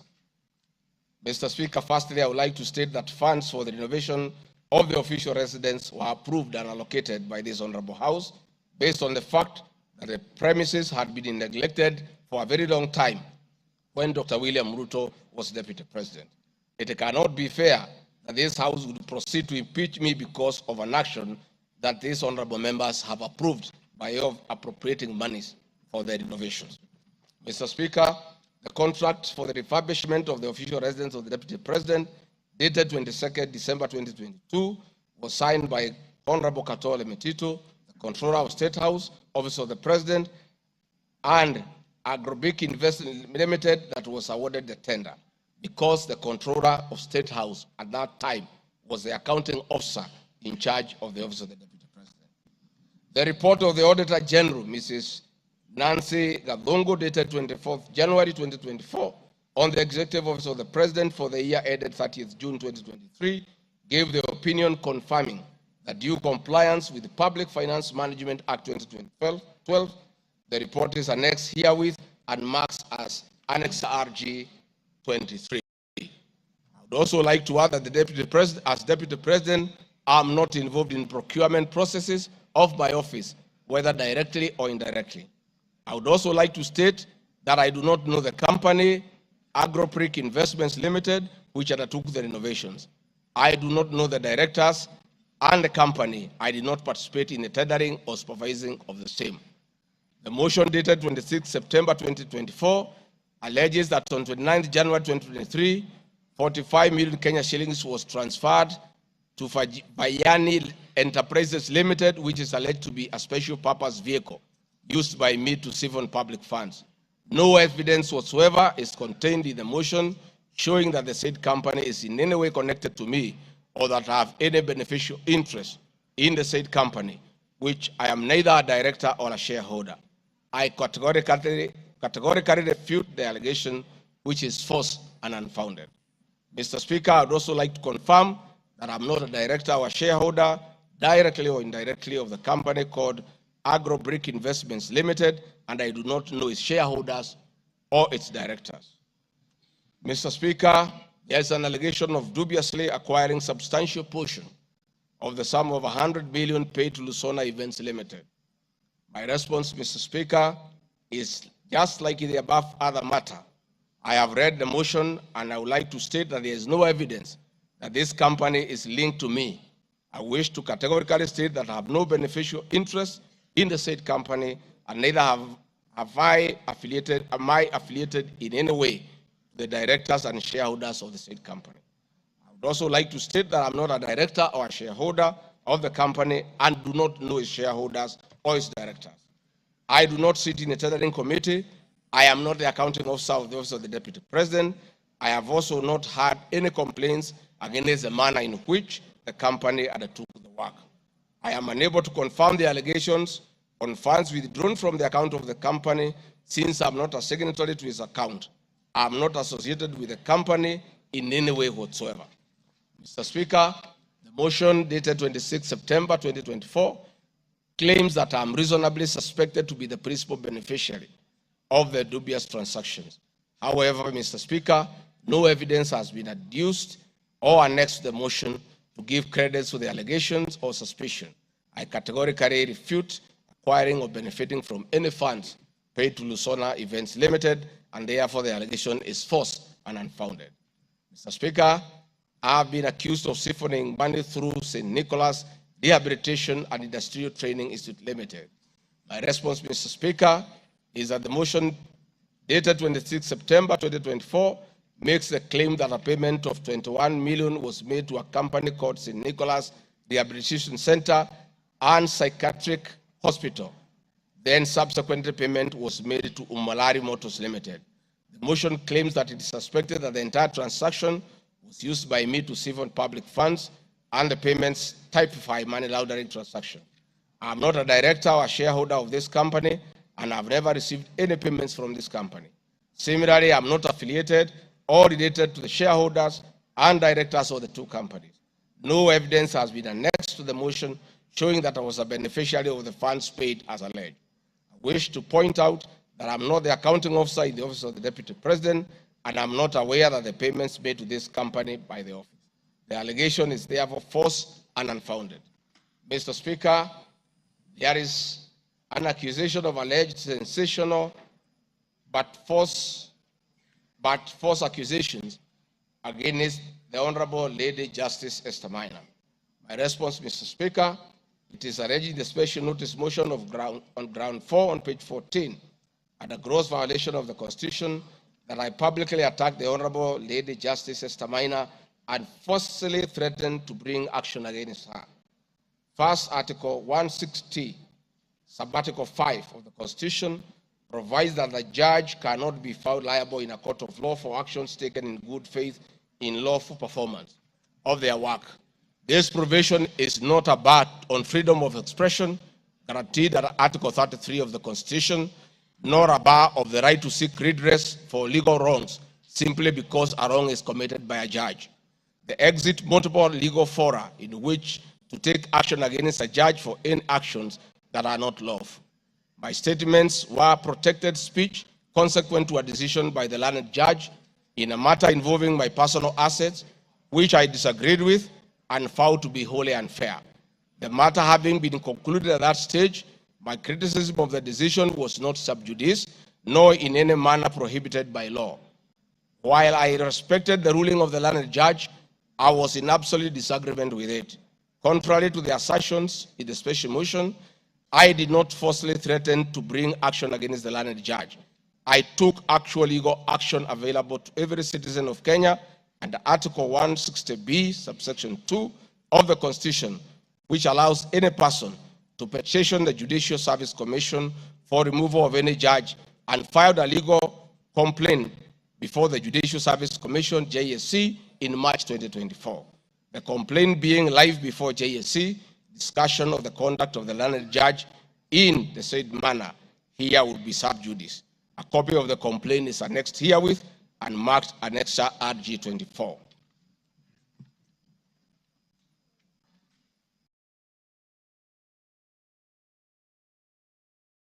Accused of diverting materials meant for construction of Kilifi Malindi Highway to tarmac a private road to Vipingo Beach Resort. My response, Mr. Speaker, I reiterate that Vipingo Beach Resort is registered in the name of the estate of my late brother, Honorable James Gachagua. Number two, the facts are as follows. King Charles III visited Kenya between 30th October 2023 and 30th November 2024. During his state visit, one of the designated places where King Charles III was to visit was Kuruitu Marine Conservancy, which shares a a road with Vipingo Beach Resort. I have annexed a copy of the program for the state visit to Kenya by King Charles III, marked as Annex RG25, which at page 13 on items 63 and 64 shows his departure and arrival at Kuruitu Marine Conservancy. There are several media reports confirming the visit by King Charles III to Kuruitu Marine Conservancy. I have annexed extracts of the media reports by the Star newspaper dated 7 November and by African News marked as Annexure RG26. My understanding is that the road to Kuruitu Marine Conservancy was upgraded in respect of this visit, which also to benefit the local community, including amenities like Sheriani Secondary School, Sheriani Primary School, a mosque and a public market as part of the corporate social responsibility. I wish to point out that the alleged road, that is Takaungu Sheriani Vipingo, is a public road and not a private road leading to any property associated with the Deputy President, but a public road. Mr. Speaker, I have been accused of undermining the President and the Cabinet by allegedly making contradictory public statements from the position taken by Cabinet regarding the evacuation of the people residing along the Nairobi River. My response, Mr. Speaker, is that Article 147 of the Constitution provides that the Deputy President shall be the principal assistant of the President and shall deputize the President in execution of the President's functions. Article 28, which states that every person has inherent dignity and the right to have the dignity respected and protected. Article 29C, Mr. Speaker, states that every person has the right to freedom and security of the person, which includes the right not to be subjected to any form of violence from either public or private sources.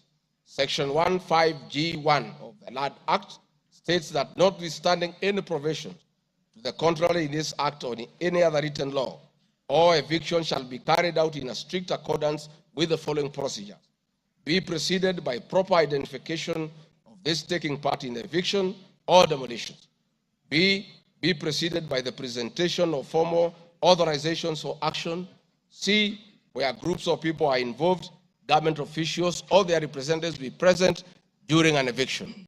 D, be carried out in a manner that respects the dignity, right to life and security of those affected. E, include special measures to ensure effective protection to groups of people who are vulnerable, such as women, children, the elderly, and persons with disabilities, including special measures to ensure that there is no arbitrary deprivation of property or possessions as a result of the eviction. This includes mechanisms to protect property and possessions left behind involuntarily from destruction, to respect the principles of necessity and proportionality during the use of force, and give the affected persons the first priority to demolish and salvage their property. Critically, our Constitution provides at 147(2) that first the Deputy President shall perform the functions conferred by this Constitution and any other functions assigned by the President. Pursuant to Article 3 of the Constitution, I, as well as every other citizen of Kenya, and state or public officers have an obligation to respect, uphold, and defend this Constitution in performing any of my functions.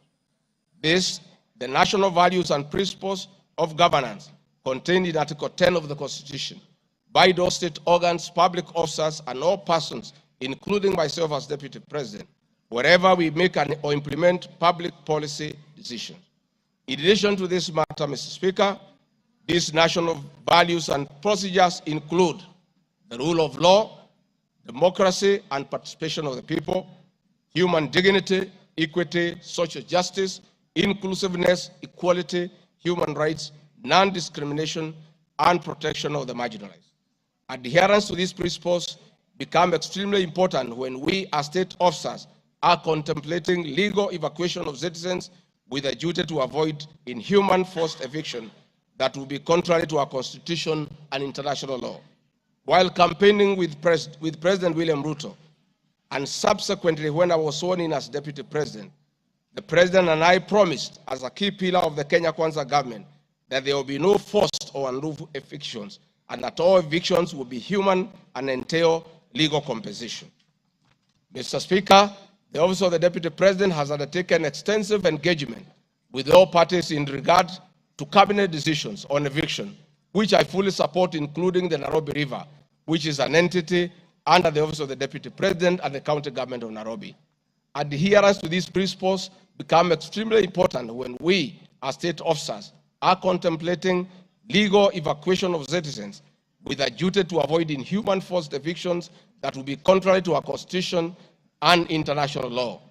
Guideline number 6 of the United Nations General Assembly Guidelines for the implementation of the rights to adequate housing prohibits forced evictions, and that the state should ensure that any eviction under domestic law are fully compliant with international law.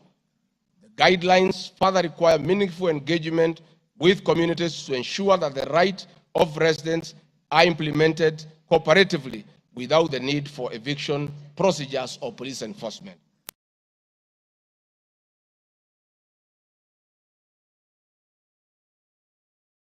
For the fact that on being informed that the persons residing along Nairobi River would be evicted and paid 10,000 shillings only, which I and many other Kenyans felt was inadequate compensation for eviction.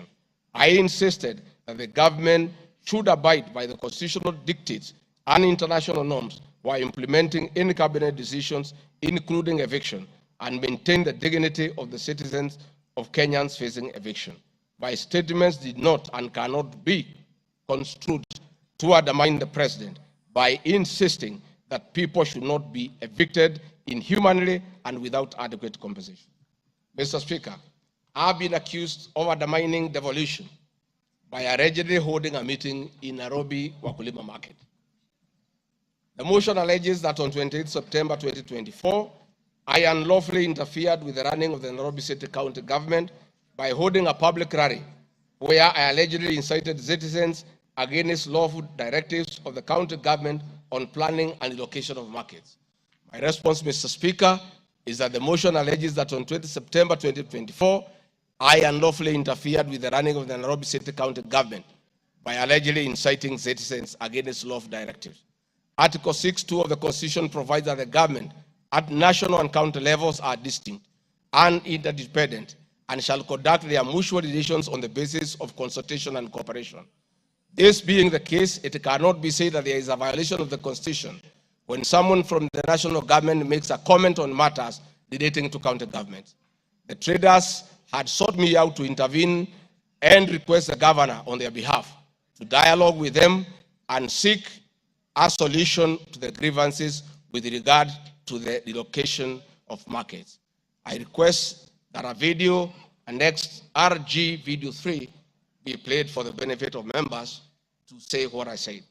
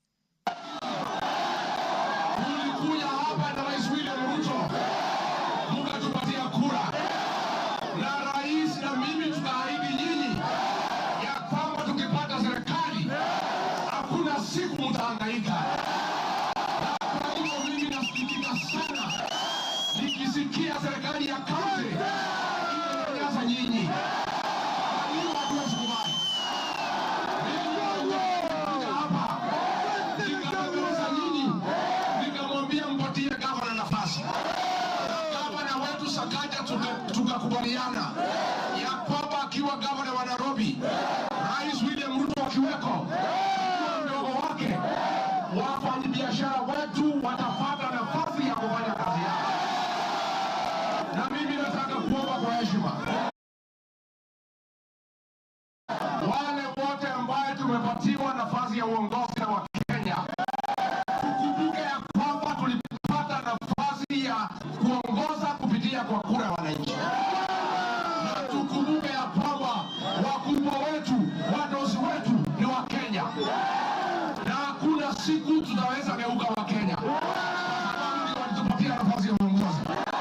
Si nyinyi mlituandika kazi? Si nyinyi mlituandika kazi?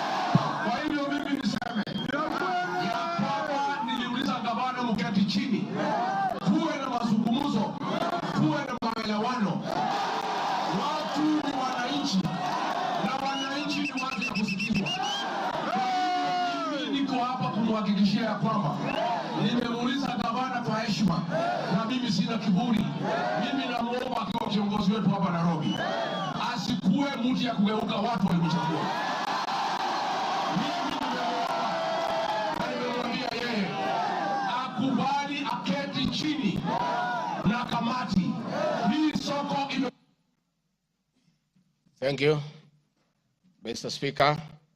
My counsel has just drawn my attention that in my earlier explanation on Nairobi River, I have a video 1 and 2 that I would like you to play so that I buttress my point on what I meant. Please, video 1 and 2. We don't have a choice. Once we try to fix this economy and create a good working environment where we don't criminalize enterprise, where ordinary Kenyans are allowed to work, where businessmen are not harassed by KRA,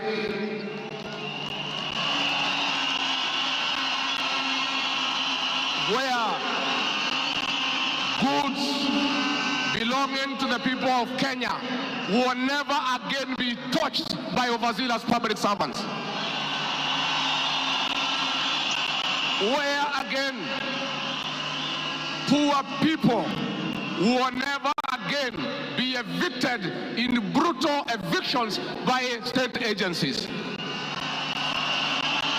And I say, freedom is here. Now, the number of fatalities from the ongoing force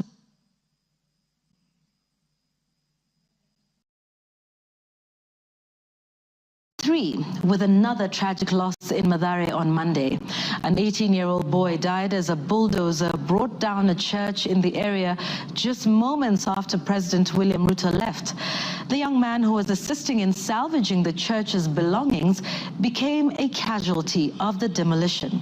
Earlier on Saturday, 2 individuals lost their lives in Mukuru kwa Ruben during a similar eviction exercise. Ben Kirui reports. Monday evening, the ongoing forcible evictions in flood-prone areas tragically ended yet another life. The 18-year-old Ian Otieno lost his life in Mathare moments after President William Ruto left the area where he had been assessing the effects of floods. Bulldozers descended on homes near riverbanks, flattening structures marked for demolition. Winnie Makinda, Ian's mother, struggled to comprehend the loss of her son, a candidate in this year's KISII. Wakaambia mtu atingatinga usiangushe hiyo ukuta, kuna hapo ndani kuna watoto wa watu, wacha kuangusha hapo ndani kuna watoto wa watu. Akaambia wamama waache kumpigia kelele. Reports indicate that Ian Otieno was trying to salvage church properties when the bulldozer brought down the wall, leading to his sudden demise. Driver atingatinga vile tu alianza kubomoa hata mara ya kwanza huko mbele, alikuwa tu anakani kama hata watu wakimwambia ngojea watu watoe vitu hataki kusikia. Nilichimba hivi, mtoto wangu alikuwa anataka kutoroka, sawa. Unasikia alishika mtoto wangu na hiyo kitu hapa. Mtoto wangu akienda hivi, mtoto wangu ana hivi. His death led to demonstrations by residents, prompting police intervention. The law enforcers lobbed tear gas canisters to disperse rioting residents. Watu wakachukua mwili twende tuonyeshe maskari yenyewe wametulia mtoto. Maskari kutuona kwa gate wakaanza kutoa gun, wakaanza kulipua shoot. Residents insist they will comply with government orders to vacate houses along riparian lands only if provided with alternative housing solutions. Saturday's demolitions in Mukuru kwa Ruben claimed 2 lives and injured 3 others, sparking outrage among residents who blamed the government for forcible evictions despite many not yet being relocated. Last week, the government mandated the evacuation of all residents from risky areas within 48 hours, including those near dams, those in areas prone to mudslides, and Kenyans residing on riparian lands. Ben Kirui, Citizen TV, Nairobi. Hakuna tena mambo ya evictions katika Nairobi. Kama Kama kutakuwa na maneno, ni maneno ya relocation ambayo itakuwa ni kwa utaratibu, bila ya mwananchi kuvunjiwa nyumba. Huwezi kutoka nyumbani alafu unarudi jioni unakuta masufuria barabarani na blanketi sijui imekaa wapi. That one will not happen again. We want to make sure that we are an orderly, humane society that respects the right of everybody, irrespective of who they are or irrespective of their financial status. We are all equal before the Constitution. Tumekubaliana watu wa Nairobi? Vijana tumekubaliana?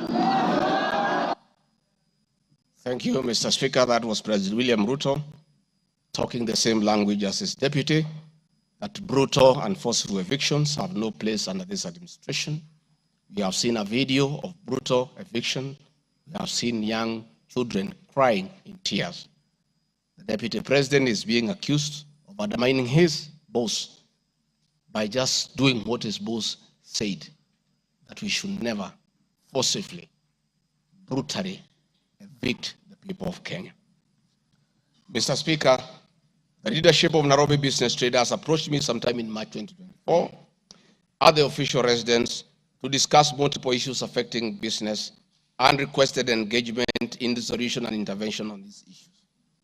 Consequent to this meeting, I directed that short, medium, and long-term strategies be undertaken, coordinated by the Office of the Deputy President, to address the issues raised that cut across various agencies, including KRA, Kenya Post Authority, Anti-Counterfeit Authority, Kenya Bureau of Standards, the National Police Service, and the Kenya Copyright Board. On 11th April 2024, the Small Traders and Government Agencies Technical Committee, coordinated by my office, held a meeting to discuss issues raised by the small traders, including Muthurwa Market, attended by the Office of the Deputy President staff, in a supportive role in keeping with the draft framework of cooperation and engagement between the government, the Nairobi City County Government, and Nairobi business traders. Subsequent this, Mr. Speaker, is clear that my office have been having meetings with the Governor of Nairobi on various matters affecting the people of Nairobi, and hence the Deputy President cannot be accused of undermining devolution. Mr. Speaker, I've been accused of undermining devolution by allegedly holding meetings to fight alcohol.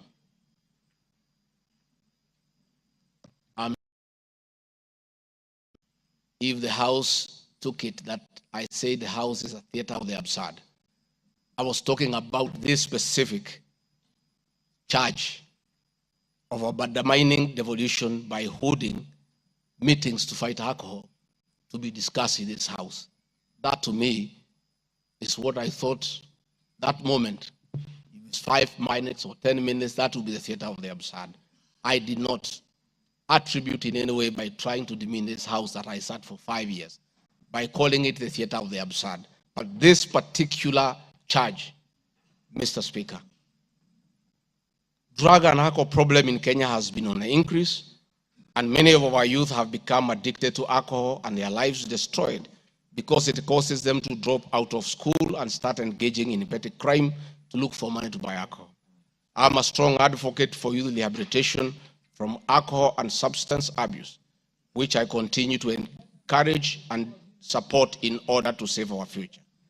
With regard to alcohol control and regulation, I wish to state that I have held several meetings with the governors in Meru, Chuka, in Mombasa, in Nakuru, in Nyeri, and the efforts that President William Ruto asked me to lead in eradication of illicit brew has been very successful, and we have been working with the governors and county assemblies who have been developing legislation on the control of licensing of alcoholic drinks.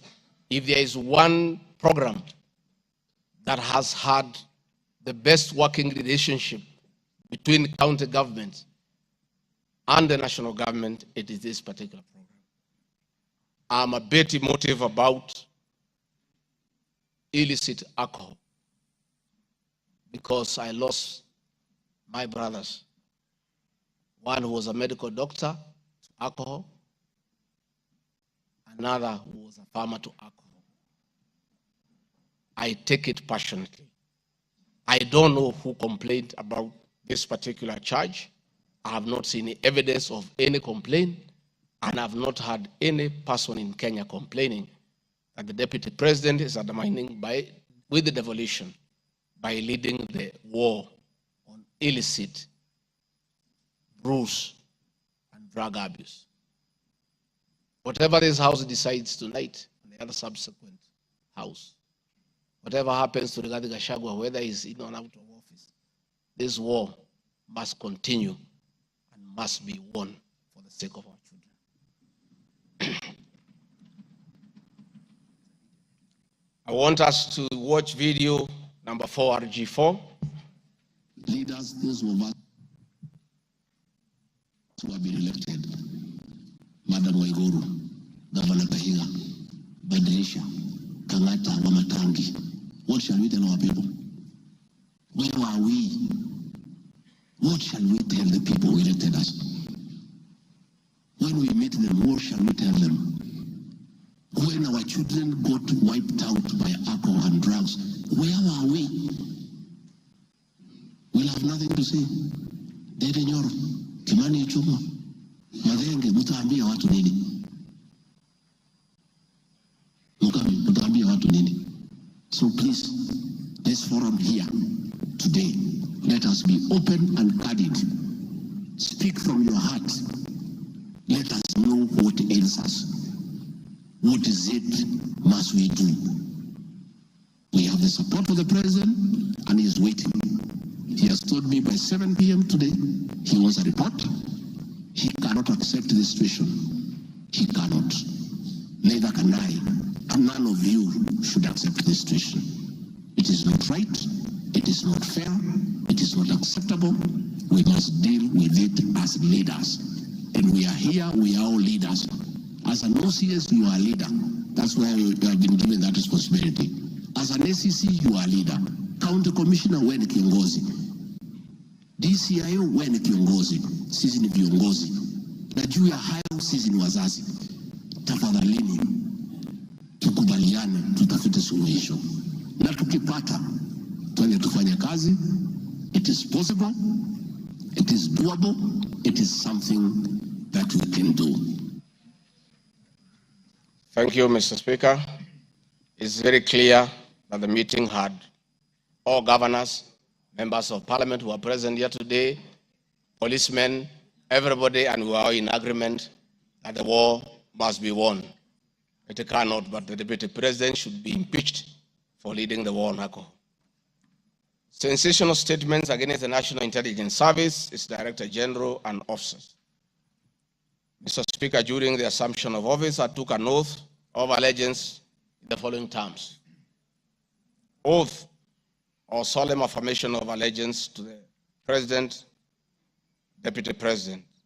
In full realization of the high calling, I assume as Deputy President of the Republic of Kenya, I do swear solemnly affirm that I will be faithful and bear true allegiance to the Republic of Kenya, that I will obey, preserve, protect, and defend this Constitution of Kenya, as by law established, and no other laws of the Republic, that I will protect and uphold the sovereignty, integrity, and the dignity of the Kenyan people.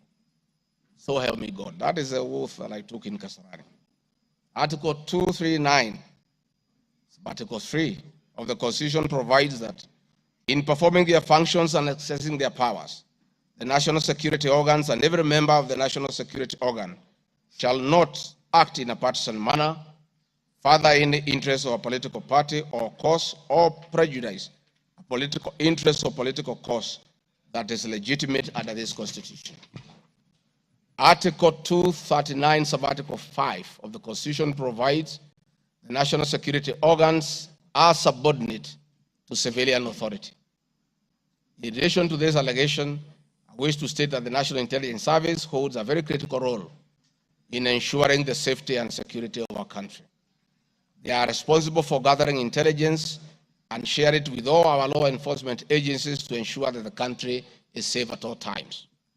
Consequently, when the country was caught flat-footed With regard to the scope and extent of the public's dissatisfaction with the Finance Bill 2024, which degenerated in a Gen Z protest, it pointed to the failure of the National Intelligence Service in carrying out its mandate. I am persuaded that the National Intelligence Service ought to have known beforehand that the public was completely opposed to the finance bill, and they ought to have briefed the president before the protest began, and this would have caused a change of tact by government regarding the proposed bill, and the protest which culminated in the loss of innocent lives and destruction of property could have been avoided. Hence, I expressed my opinion on this in my public media briefing in Mombasa, and my utterances were not any different from what happens in other countries when there is a lapse or failure by the intelligence agencies. The nation has witnessed unfortunate instances of several extrajudicial killings, abductions, and disappearances. I firmly believe that if the National Intelligence Service had acted diligently, these instances would not have been witnessed. Under the Constitution, the government agencies are supposed to be accountable to the Kenyan people, including the National Intelligence Service, and calling them out when a dereliction of duty does not amount to undermining them. I am also aware that the Kenya Kwanza government has been at the forefront in calling out officers who do not seem to understand their work. Recently, my boss, the president, publicly complained that there are some PSs and CSs who did not seem to understand their role. Please play for me video number 5, RG5. On President William Ruto has today described some members of his cabinet as utterly clueless and uninformed about the dockets they occupy. And in a sign of trouble for cabinet secretaries, the State House gates were shut for those who arrived late, with both President Ruto and his deputy Gachagua giving a sharp tongue lashing to the latecomers. And as Citizen TV's Chemutai Goin reports, the atmosphere at the State House, Nairobi, left little doubt on President Ruto's disappointment with a vast section of his 22-member cabinet.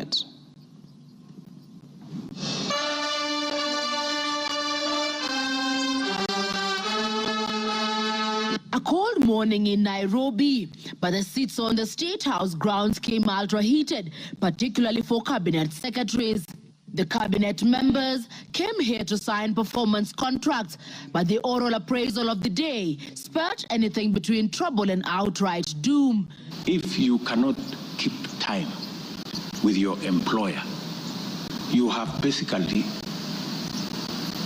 dismissed yourself. I mean, it's just as simple as that. So, for those who came late, who are members of the executive, I will be expecting a written explanation, and it should not include matters of traffic. Punctuality was at issue, with some cabinet secretaries being locked out of State House for lateness. And from the podium, the president and his senior lieutenants were unforgiving. Nimeona watu wale wamechelewa, nikaona rais unanini namjua. Nikaona uso yake nikajua hapa kimeumana. Sababu leo ni siku ya performance contract. Ile siku muhimu sana ya kuja kuweka. Na wewe umefika pale, rais anakaa. Tayari amekaa na ndiye rais wa Jamhuri ya Kenya. Wewe umechelewa ukiwa kuona nani? Who else have you gone to see? One of the things we need to learn in our performance contract is to beat the traffic.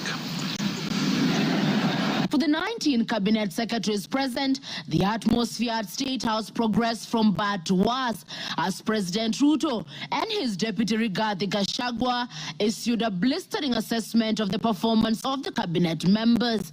Many of you, the people I speak to, don't even know what is going on in your ministries or departments. You have very scanty information.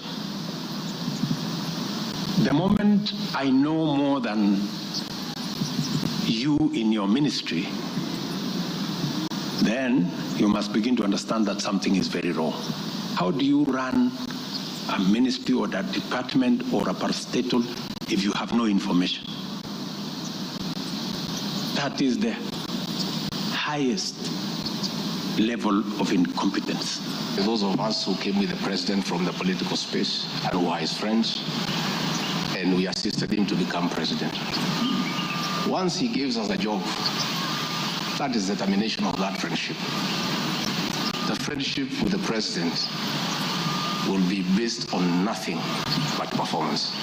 From travel habits to basic work ethic and even media appearances, it was a brutal ground zero appraisal for the cabinet. Why do you have to honor every invitation that you have been given to every country?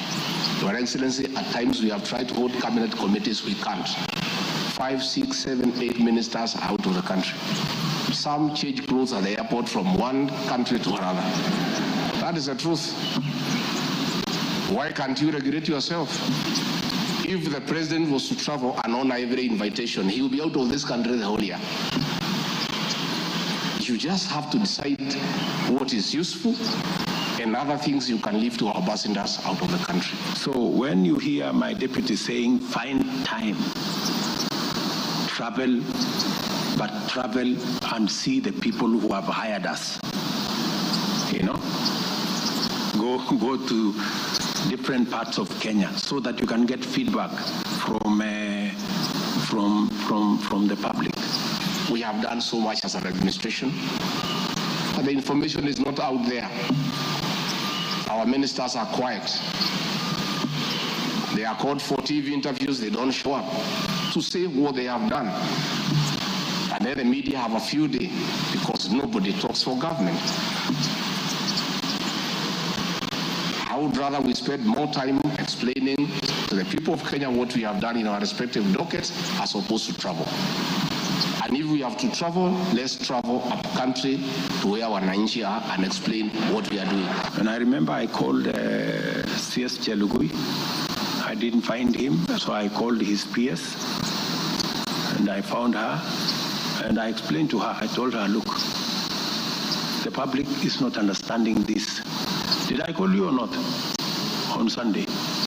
You know, I told you this is what the public is saying. Please do more sensitization on Hustler Fund Phase 2. With a very public expression of disappointment in his cabinet, President Ruto has triggered speculation on changes in government as his administration approaches the end of its first year in office. From punctuality to work ethic and general performance, the proverbial axe could well fall somewhere.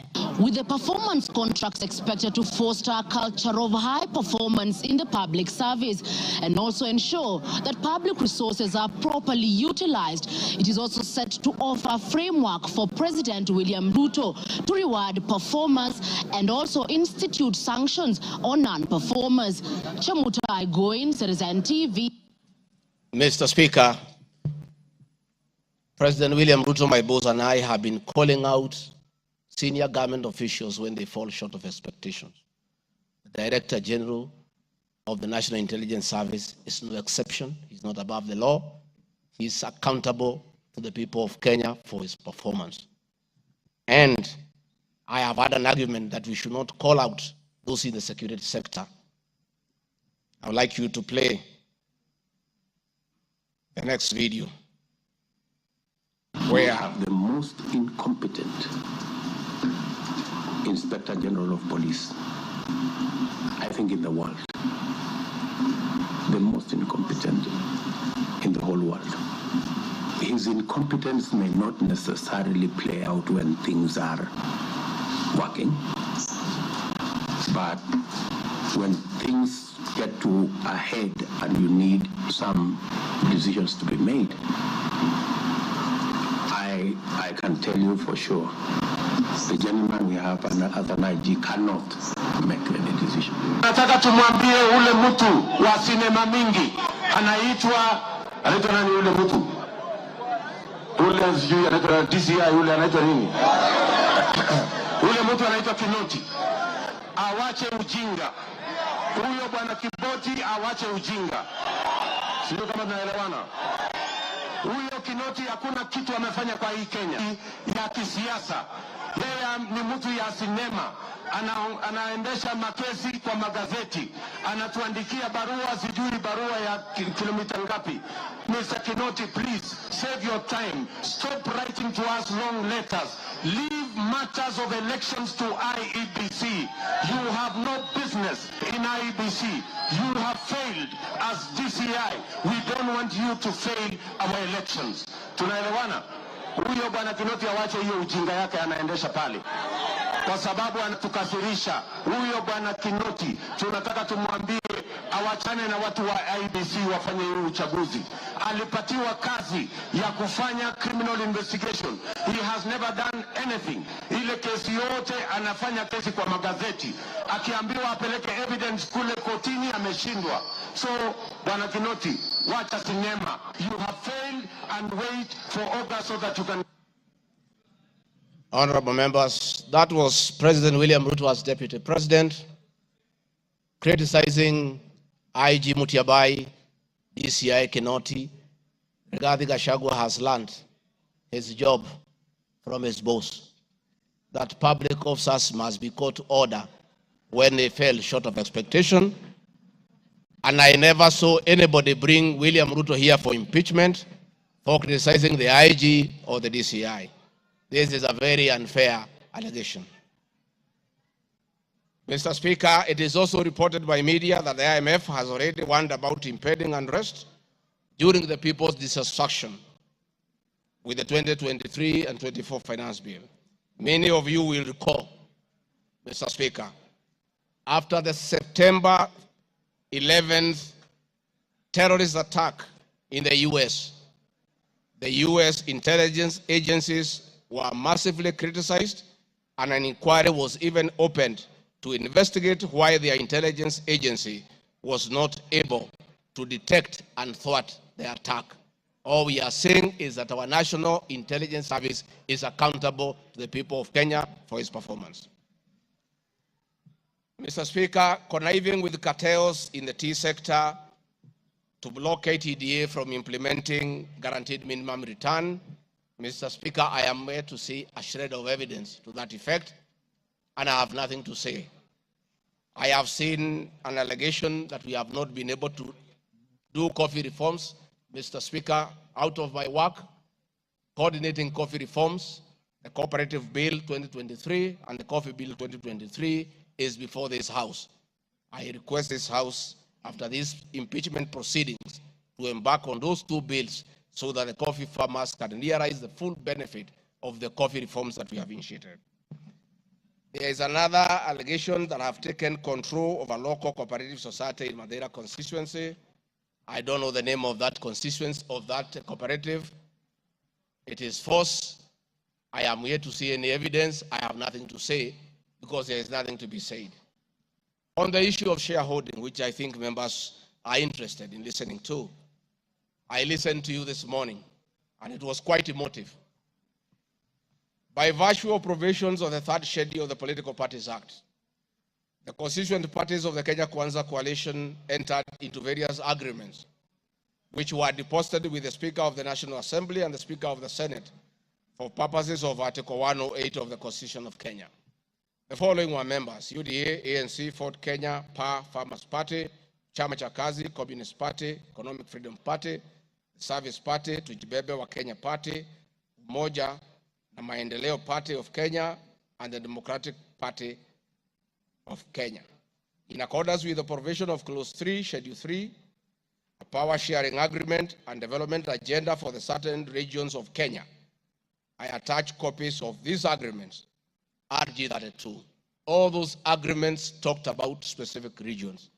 The leaders who appended their signatures canvassed issues of appointments to do with specific regions. Power sharing agreement between UDA and ANC and Ford Kenya, for example, say that the UDA would nominate the coalition president, the presidential and deputy presidential candidates that was honored. The president would guarantee the stature, the dignity, and financial and operational autonomy of the office of the deputy president, which I have been insisting on because it's part of the coalition agreement. The ANC would be allocated the position of the prime cabinet secretary, which has happened. Ford Kenya would be allocated the position of the Speaker of the National Assembly, and that is why Honorable Masika Wetangula sits here today. In accordance with Article 2 of the Power Sharing Agreement, ANC at Ford Kenya would have a 30% share is a word, of the national government positions. This drives my utterances about shareholding. It is embedded in all these agreements that are attached here for you to read. I heard this morning an honorable member saying that the deputy president said the people of Ukambani will not get resources because they did not vote for Kenya Kwanza government. That is not true. The deputy president of the Republic of Kenya does not allocate resources. Resources for the development of the Republic of Kenya are appropriated by the National Assembly of Kenya, where I am today. The deputy president will help the president to oversee the implementation of funds allocated and appropriated by the National Assembly. It is therefore not possible that the deputy president of the Republic of Kenya has the capacity to deny any part of Kenya resources because of the way they voted. The decisions on how resources will be allocated for the development of the Republic of Kenya are made here by the honorable members. If your area has no development, please don't impeach the deputy president. Don't accuse him of not giving you resources.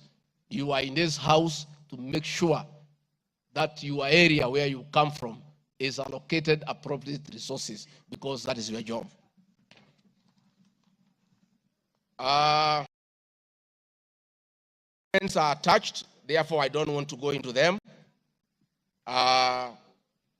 Let me say my speeches on the shareholder issue were informed by the said power sharing covenants, which are founded on law, having been deposited with the registrar of political parties, and lessons learned from the well-known disputed 202 NAC power sharing agreement. Further, sharing agreements are a feature of government formation in all democracies in the world that provide for the formation. My pronouncements on the issue, properly understood, are not only anchored in law, but entirely harmless and incapable of being construed as a basis for ethnic animosity, a danger to national cohesion, or a threat to national unity. On the contrary, coalition building has been one of the most important innovations since the disputed 2007 elections in ensuring stability, equitable sharing of political power, national cohesion, and fostering of national unity. Indeed, Kenya Kwanza main opponent in 2022 general election, Azimio la Umoja Coalition, One Kenya Coalition Party, was a political party consisting of 25 political parties who also executed a power sharing agreement based on shares. I'm also aware that the Jubilee Coalition that executed a 50-50 power sharing agreement between TNA Party and URP Party for 2013 general election. I have thus not violated section 13(1)(a) and 62 of the National Cohesion Integration, nor has this commission summoned me to explain any of my comments and how it can affect cohesion. However, notwithstanding the said power share agreement, upon election as deputy president, I went out of my way, as required by the Constitution of Kenya, to serve all Kenyans regardless of their political preferences during the election or ethnic origin. I now produce the following video showing some of my speeches all over the country as marked RG Video 7.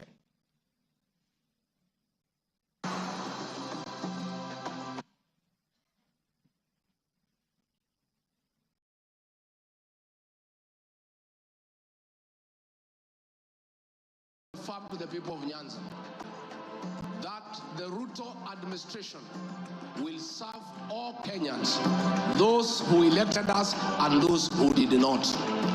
Kenya hii kila mtu afanyiwe kazi, kwa sababu kila mtu analipa kodi. Mimi sikusema Kenya ni ya shida, nilisema serikali, nikiunda serikali wale wanakusaidia kuongoza, unatakiwa uweke wengi wale walikuamini na wale walielewa manifesto yako. Mimi nimetembea Kenya, sisi mnasema nilikuwa Mombasa, pia bwana mlima, mimi nilikuwa Wajir, hiyo bwana mlima, nilikuwa Garissa, hiyo bwana mlima, nilikuwa Mount Elgon, Nandi nimekuja karibu mara 10, Eldoret nimekuja karibu mara 6, Kericho nimekuja mara 4. Tea conference ya chai tulikuwa na nyinyi mliopo Kericho. For now, kazi yetu ni maendeleo. Tutafanya kazi na viongozi wote, hakuwa wa chama ile, hakuwa wa chama hii, we don't care. This is a time to serve the people of Kenya, and we shall work with all elected leaders, irrespective of their political affiliation. Mr. Speaker, copies of documents demonstrating my efforts within the mandate allocated to me by the President to address security issues and economic equalization programs and policy in historically marginalized areas is Annex RG33.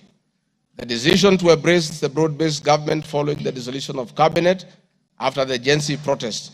I attached my video during the launch of the Honorable Raila Odinga's quest for EU chairmanship at State House, again as a demonstration of my embracing the broad-based government.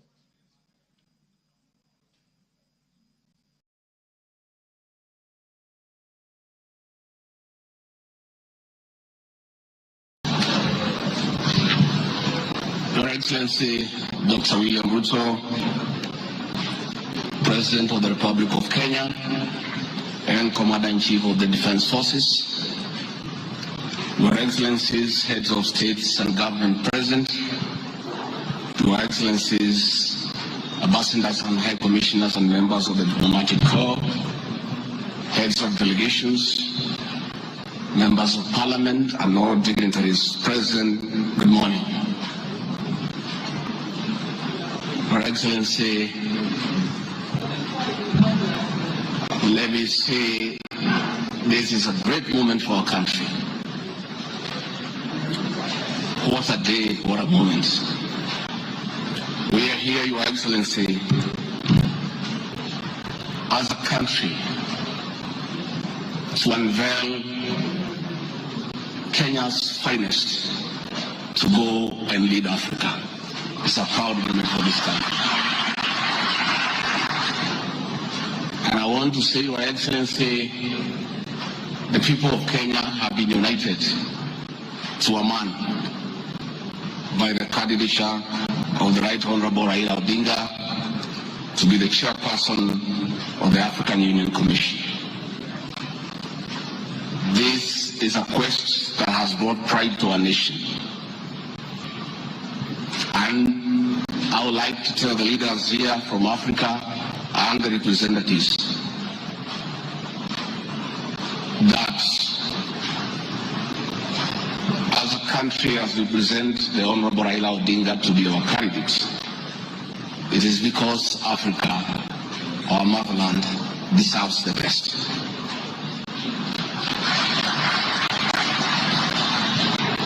The passion and zeal of the Right Honorable Raila Odinga in Pan-Africanism is well documented. Passion knows no age, knows no limit. In the person of the Right Honorable Raila Odinga, he'll join the ranks of Jomo Kenyatta and Kwame Nkrumah in pushing the agenda for Africa. I therefore want to say, Your Excellency, the lessons of today are that Raila Odinga, the Right Honorable, is a man of great resilience, endurance, and perseverance. Today, you are going to unveil the transformation of the Right Honorable Odinga from a national leader to an African statesman. And for us in leadership, we have learned great lessons of resilience, endurance, and perseverance. Somebody may ask, why is Rigathi Gachagua, who has before had issues with the leadership of Raila Odinga? As a truthful man, I have nothing against him. It's only that we are competing for the same position between him and my boss. Now that he is going for a bigger seat in Africa, all all of us, from the President, I, and the rest of Kenya, are behind him. And the Right Honorable Raila Odinga, as a man who listens to the ground, let me confirm to you, I've listened to the ground, and all Kenyans across the political divide, across communities, are in support of your candidature, and we wish you well. Before I call Your Excellency, let me acknowledge the place of family, not just in our lives, but in leadership. I think it is a great moment for the Right Honorable Raila Odinga. It's appropriate that I acknowledge on behalf of the country the role Mama Ida Odinga has played in the life of this great son of this land. Mama Ida Odinga, we salute you as a country for having been a very strong pillar to your husband in very difficult times, and his lowest moments, you have always been there for him. We ask families to support their spouses. So Mama Ida Odinga, as we wish you happy birthday, it is my hope and prayer that your next birthday will be celebrated at Addis next year. And if you invite President William Ruto to come and he's not able to come, Mr. President, I'll be very happy for you to send me to represent you in that great birthday. We therefore want to say as a country, it's a great moment. And the Right Honorable Odinga, I have noted with a lot of appreciation, my wife, Pastor Dorcas, who is a very prayerful woman, has been praying for me and the President daily. And I noted from yesterday she has added you in her prayer. And because her prayers work, we have no doubt that you will get this seat. Mr. President, it is now my honor to request you to come and anchor Kenya's finest and embark on a journey of transformation of the Right Honorable Raila Odinga from a national leader to a great African statesman. Thank you, Mr. Speaker. President William Ruto has many times appreciated my people issues and has repeatedly pronounced himself. Let me have the video number 9. And speaking of deputies,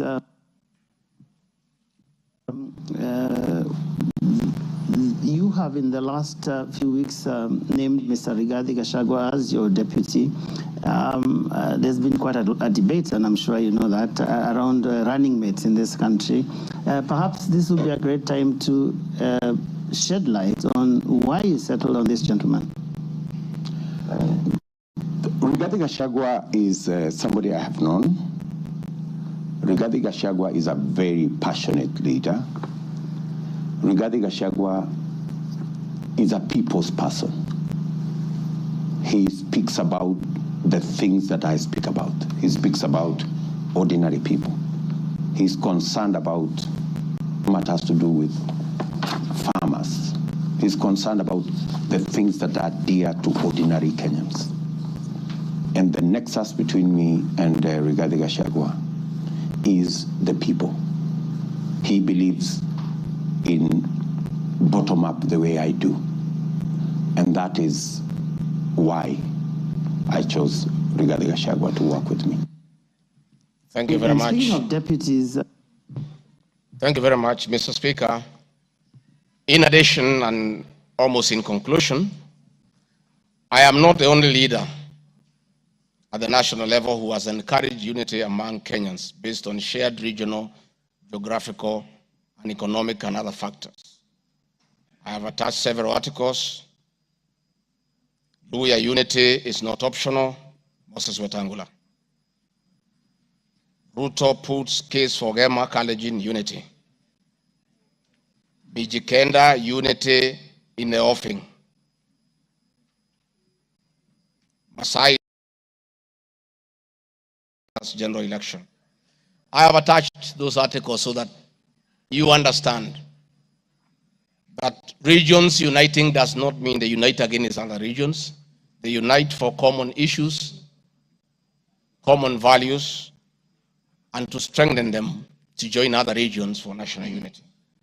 Mr. Speaker, the motion dated 26 September 2024, tabled before the National Assembly, makes the generalized claims that have committed crimes under national laws, Proceeds of Crime and Anti-Money Laundering Act, Penal Code, National Cohesion and Integration Act as anti-corruption and economic crimes.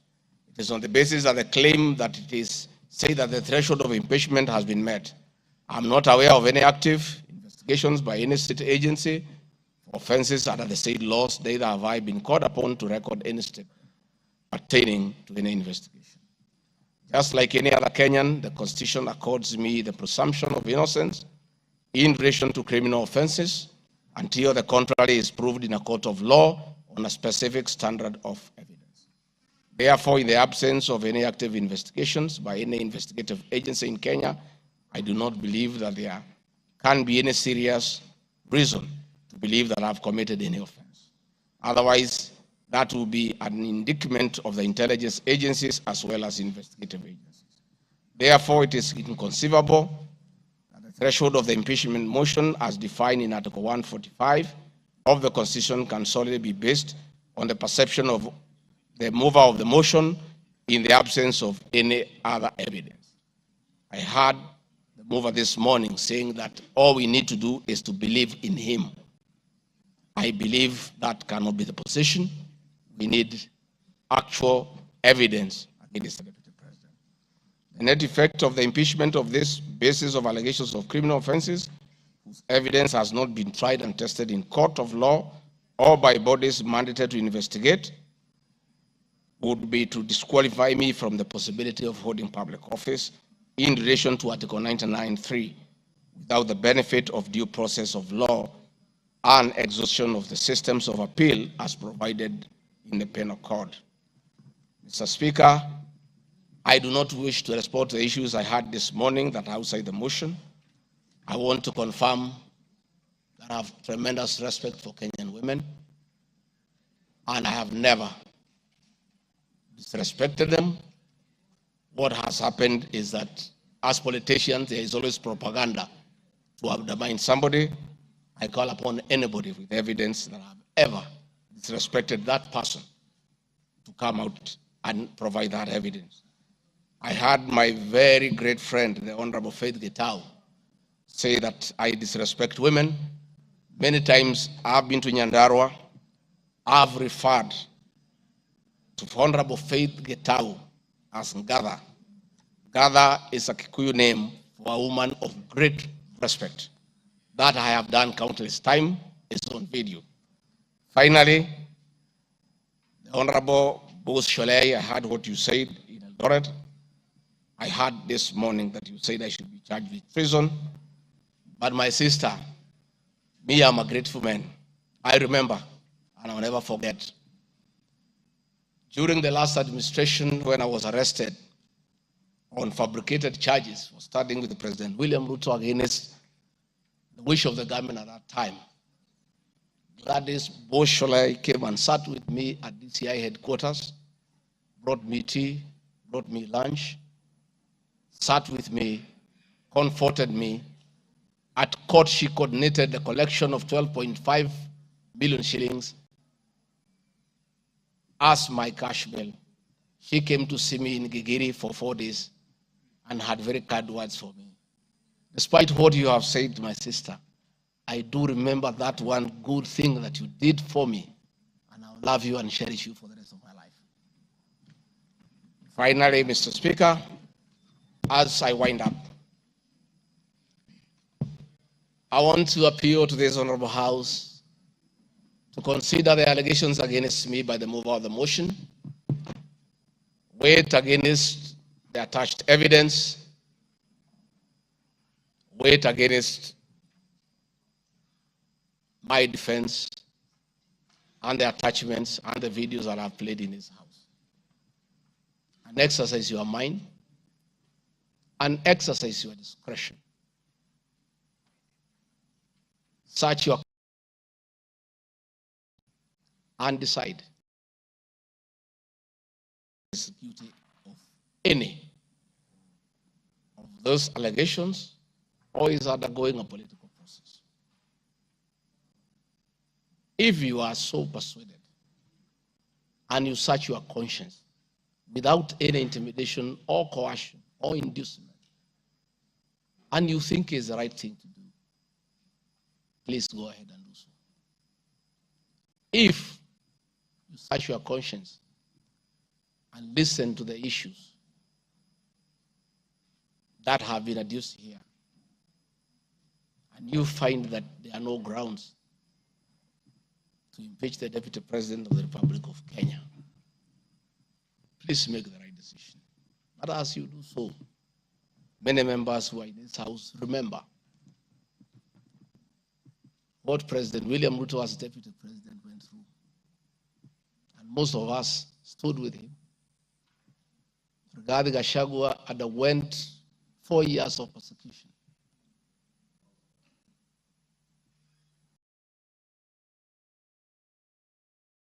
But we took a firm stand because we believed we were doing the right thing.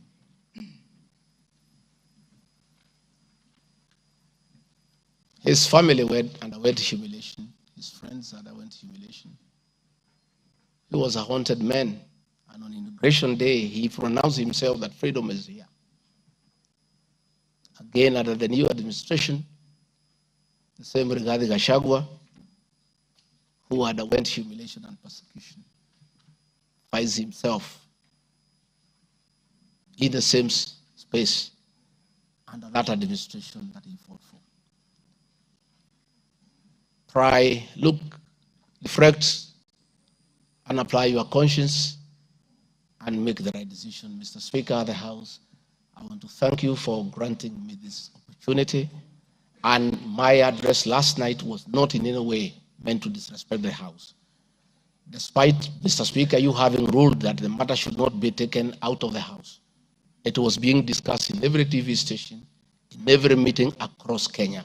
And Kenyans did not have a chance to also hear my side of the story. So I decided, since the accusations against me were everywhere in the country, the people of Kenya, and more so those who voted for me and President William Ruto, deserved also to hear my side of the story. I have tremendous respect for the National Assembly and your ability and capacity to make the right decision. Mr. Speaker, I want to thank you. Asanteni sana. Thank you very much, Deputy President. Thank you very much, Deputy President. I'm sure your fears that you will not be heard fairly have been allayed. You've been heard in absolute silence. You've been heard with total decorum from the House. And members, I salute you for the display of your legislative maturity in giving an opportunity to a subject to a motion in the person of the Deputy President to be heard.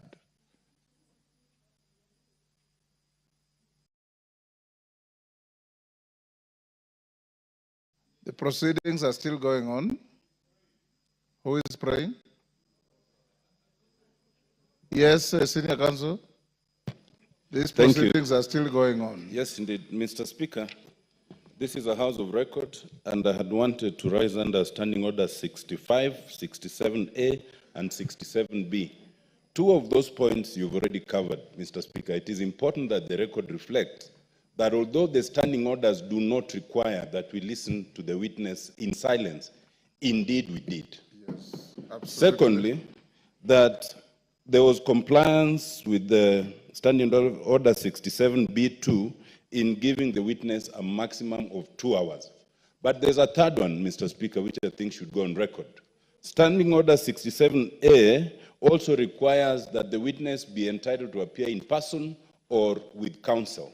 I see that the witness has appeared with at least 3 counsel, all of whose names should come on record, so that the record shows that counsel were actually allowed to the chamber. I see my friend Advocate Ongoya, my friend Advocate Njiru, so that there is no incompleteness of the record. I beg, Mr. Speaker. That is a fair comment. Counsel for the Deputy President, without making any unhelpful speeches, just put your names on record. I'm sure you have a team leader. The team leader will introduce himself and introduce his accompanying colleagues. Ongaya. Thank you so much, Mr. Speaker, sir, and thank you so much, honorable members. The team representing the Honorable Rigathi Gachagua, the Deputy President in these proceedings, is as follows. Honorable Paul Kibugi Mwite, Senior Counsel, Mr. Victor Swanya Ogeto, my name is Elisha Ongoya, Mr. George Sakimpa, Mr. Ndegwa Njiru, Mr. George Wandati, Miss Faith Waigwa, Mr. Murigi Kamande, Mr. Amos Kisilu, Mr. Eric Kiprop Naibei, Miss Julia Omwamba, Mr. Tom Maina Masharia, Mr. Willis Echesa, and Mr. Andrew Moga. And that is all. Thank you. And apart from the three of you, the rest are within the precincts of Parliament? Are within the precincts of Parliament, save for Senior Counsel Paul Kibugi Mwite, who sought to be excused from attending today, but is part of this team, and we are under his supervision and guidance. Thank you. From here, we'll proceed as follows. Deputy President, if you wish to leave, you are at liberty to do so with your team.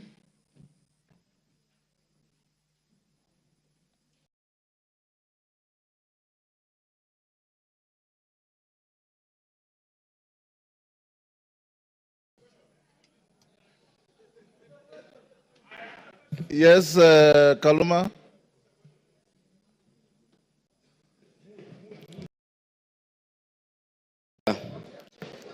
Our prayer at the end says that we always be fair to those who are committed to our church. And Honorable Speaker, in his address to the House this afternoon, the Deputy President appears to have referred to some documents.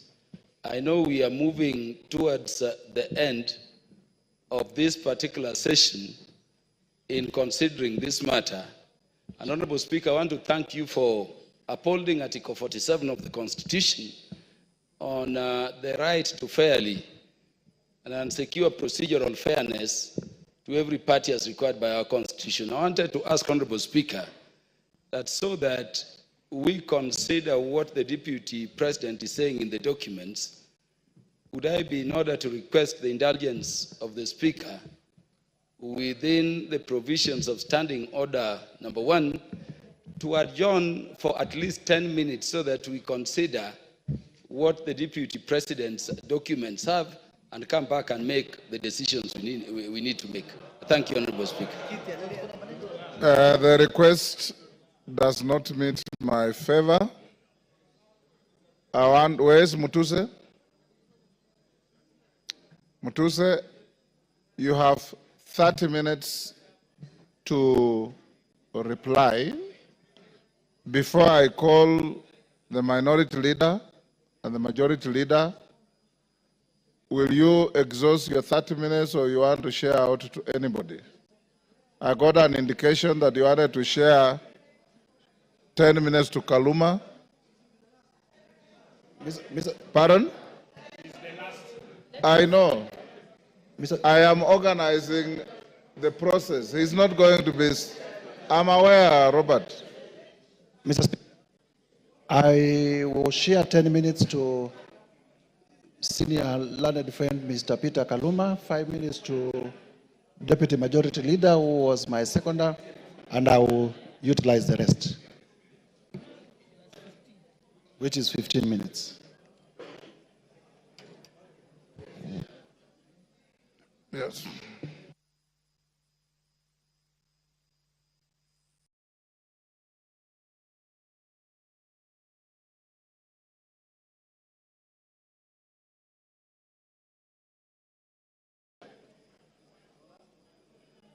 Only you has the right to a second bite to the motion.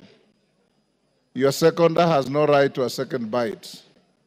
So if you have extra minutes, as I call the minority and majority leader, Kaluma will have 10 minutes if you want to donate to anybody else, but not to Owen Baya. Minority leader, now it's your time. You have 15 minutes. Mr. Speaker. Mr. Speaker, thank you for according me this opportunity. From the onset, Honorable Speaker, the minority supports the motion on removal from office by impeachment of Honorable Rigathi Gachagua because, Mr. Speaker, he is unfit to hold office. In Kenya, and yesterday it was clear to all Kenyans to see for themselves the danger this country is in, Mr. Speaker. Mr. Speaker, the impeachment of the Deputy President is not merely a procedural step. Rather, it's a reflection of our commitment to accountability and the rule of law in this country, Mr. Speaker. Honorable Speaker, the integrity of government and the stability of our nation is at stake, Mr. Speaker, as we speak this afternoon in this house, this evening, Mr. Speaker. Honorable Speaker, national security is at stake. Honorable Speaker, the economy is at stake. Honorable Speaker, the DP, since he assumed office, we have witnessed nothing but abuse of power, discrimination against communities, insubordination, disregard for the two levels of government, corruption, bullying, and many other actions that undermine the rule of law, Mr. Speaker, as well as actions that are unethical, illegal, and that severely breach public trust as contained in the motion by Honorable Mwenge Mutuse, Mr. Speaker. Honorable Speaker, in supporting the removal of the Deputy President from office, we are rejecting the invitation by Honorable Rigathi Gachagua to accept tribal bigotry, Mr. Speaker, skewed resource allocation, and the exploitation and domination of minorities as fait accompli in Kenya, Mr. Speaker. Mr. Speaker, before I move forward, or before I go on with what I wanted to say on the motion, Mr. Speaker, I would like to take this chance first to respond to some of the issues that he has raised in the House a few minutes ago, or his responses, Mr. Speaker. In the first place, his responses came very late in the day to the House, Mr. Speaker. He tabled his response at 4 p.m. in the evening today, Mr. Speaker. And he should have done it either yesterday evening or this morning, Mr. Speaker, so that the House can get enough time to peruse what he has said, Mr. Speaker. Mr. Speaker, one of the grounds that is being accused of Mr. Rigathi Gachagua for impeachment, Mr. Speaker, is the issue of what he calls shareholding, Mr. Speaker. He has said Kenya is a company with shareholding. But in his response, he comes here and tells the House that he did not mean that. What he meant is that he was talking about political parties, Mr. Speaker, and listed the political parties that have formed coalitions within Kenya Kwanza, Mr. Speaker, including Ford Kenya, ANC, PA, and all other parties that have formed what is called the Kenya Kwanza coalition, Mr. Speaker. Mr. Speaker, I want to contradict what he said by saying that political parties are national in nature. Ford Kenya is a national party. ANC is a national party.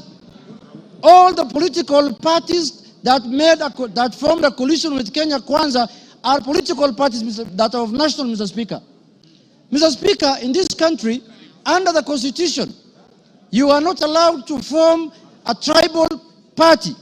You are not allowed to form a religious political party, Mr. Speaker. You are not allowed to form a Mulima political party, Mr. Speaker. That is very clear in the Constitution, Mr. Speaker, And if the Deputy President is not aware of that, I can read out for him, Mr. Speaker. Under Article, Mr. Speaker, 91, every political party shall have a national character as prescribed by an act of parliament, have democratically elected governing body, Mr. Speaker. And it also says in part 2, a political party shall not be founded on a religious, linguistic, racial, ethnic, gender, or regional basis, Mr. Speaker, or seek to engage in advocacy of hatred, like what he does sometimes, on any such basis, Mr. Speaker. Mr. Speaker, you cannot equate political parties to what the Deputy President has been propagating for the last 2 years in this country, Mr. Speaker. The Deputy President has told Kenyans in no uncertain terms that Kenya is a shareholding company. Order, honorable members. And if you did not vote, for Kenya Kwanza, you do not have any shares, Mr. Speaker. Order, Yegon, and your team. Ngong. Mr. Speaker, members now are excited because they are not happy with the response the Deputy President has given them. Now they want to vote and go home. I know what they are doing. I know, but let's prosecute the matter. We have to respond to the issues he has brought to the House, Mr. Speaker. Mr. Speaker, political parties are not equal to regional and ethnic, conglomerations that the Deputy President has been advocating for the last 2 years, Mr. Speaker. Mr. Speaker, I want to give him a good example like ODM. ODM has sent the other day 6 experts under the broad-based government, Mr. Speaker. 6 experts. Where are those experts coming from? One is from the coast. Beatrice School is from Turkana. Oparanya is from Western. The Attorney General is from Kisumu. Mr. Speaker, when he's talking about 30% of Ford Kenya and 30% of ANC, he thinks those positions were given to lawyers as a community, Mr. Speaker. When Ford Kenya is a national party, those positions belong to members of Ford Kenya who are in Mombasa, who are in Migori, who are in Kakamega, who are in Bungoma, who are in Eldoret. Ford Kenya has membership in all the country, has membership, Mr. Speaker. So, Mr. Speaker, that ground is not, he cannot controvert that ground by saying that he was talking about the power sharing within Kenya Kwanza. No, he was talking about ethnic groups, Mr. Speaker. He said this government was formed by 2 ethnic groups, and that's how they're going to share power, Mr. Speaker. So that ground stands, Mr. Speaker, and that ground is impeachable, Mr. Speaker, on the Deputy President. The other issue, Mr. Speaker, I want to respond to that he has raised here, Mr. Speaker, is the issue of national security. He said that the NSIS, Mr. Speaker, can be called out whenever they are out of order, Mr. Speaker. Mr. Speaker, the man Deputy President sits in the National Security Council, Mr. Speaker. He doesn't need to call out any government organ in the streets, Mr. Speaker, like the people who do their things in the streets, Mr. Speaker. He's a man who sits in every governance organ of this country, Mr. Speaker. All organs of government, all governing organs are also oversighted by committee of this House, Mr. Speaker. What happens, Mr. Speaker, in this country if every member of parliament goes out there castigating governing bodies and constitutionally created bodies of governance, Mr. Speaker? We are going to have anarchy in this country.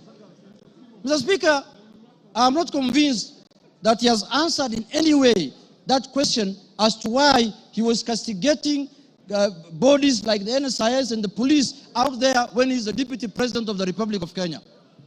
On that ground, Mr. Speaker, I feel he's impeachable on that, Mr. Speaker. He has not given us any sufficient answer to that question, Mr. Speaker. Mr. Speaker, the issue of Justice Maina. He said that he was not attacking her because of the judgment she rendered against him, Mr. Speaker. And he said that he had filed a petition with the Judicial Service Commission, Mr. Speaker. He who wants equity must come with clean hands. You cannot castigate a judge in the rallies, in burials, and then you want JSC to listen to you. You can't have both ways. If he wanted JSC to deal with that matter, if he was unhappy with the way the judge has handled his case, Mr. Speaker, he should not have castigated her in a burial, Mr. Speaker. He should not have talked about her in a very demeaning manner, Mr. Speaker. He should have kept his cool and filed his petition with the Judicial Service Commission, Mr. Speaker. On that account, Mr. Speaker, he has failed the leadership and integrity, Mr. Speaker, under the Integrity Act, Mr. Speaker, and on that account, he is impeachable, Mr. Speaker. My last point, Mr. Speaker, is the issue of the renovation of his house in Karen, or the official residence of the Deputy President Karen, Mr. Speaker.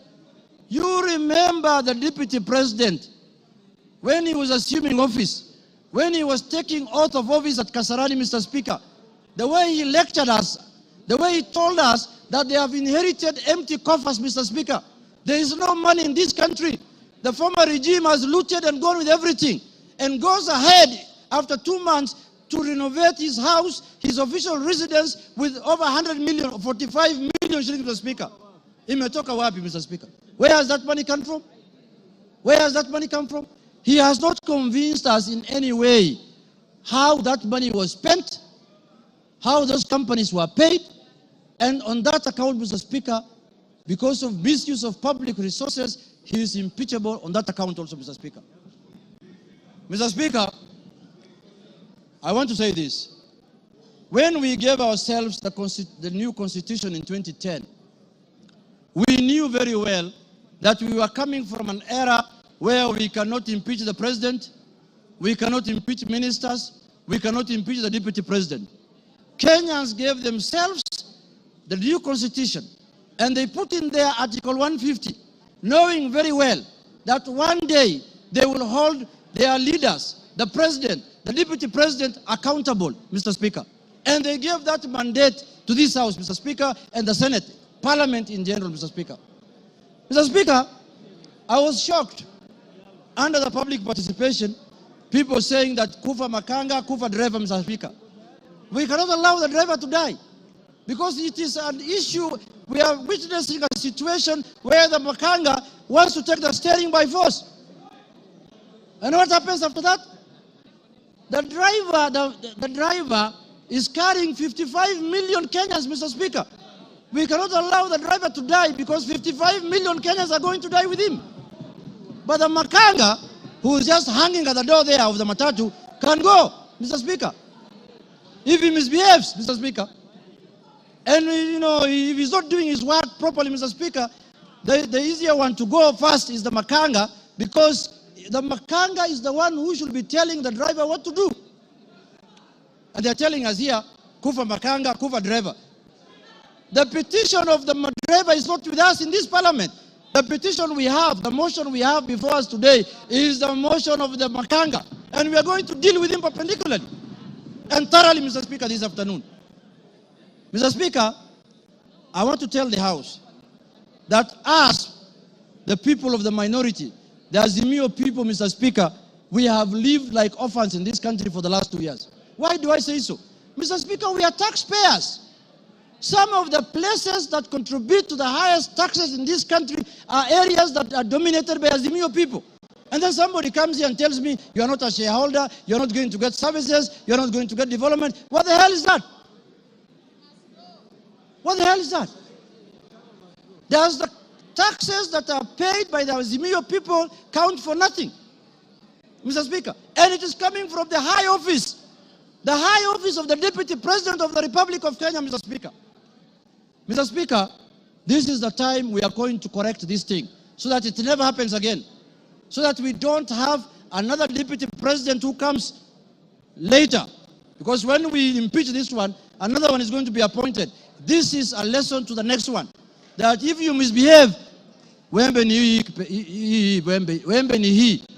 will just take you through this Golacha, Mr. Speaker. Mr. Speaker, I want to conclude by saying this. Let us not personalize offices. We don't have any ill will. We don't have any bad faith. We don't have anything that we are holding against the persona of Geoffrey Rigathi Gachagua, Mr. Speaker. We are dealing with the office of the Deputy President currently occupied by one Geoffrey Rigathi Gachagua, Mr. Speaker. The office holder. And let us not personalize. The office does not belong to him, does not belong to anybody. This is a constitutional office, and the Constitution has prescribed how to deal with you when you misbehave in that office, Mr. Speaker. So, Mr. Speaker, for Kenya to become cohesive, Rigathi must do what? Rigathi must? For Kenya to become cohesive.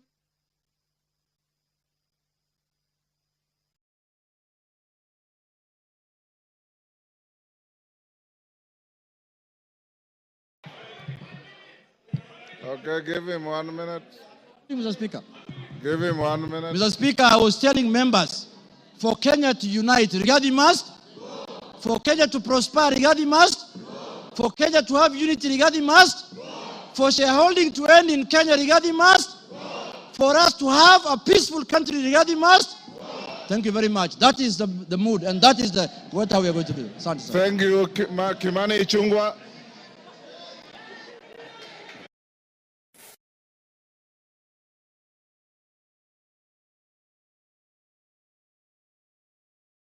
Honorable Speaker, thank you for this opportunity.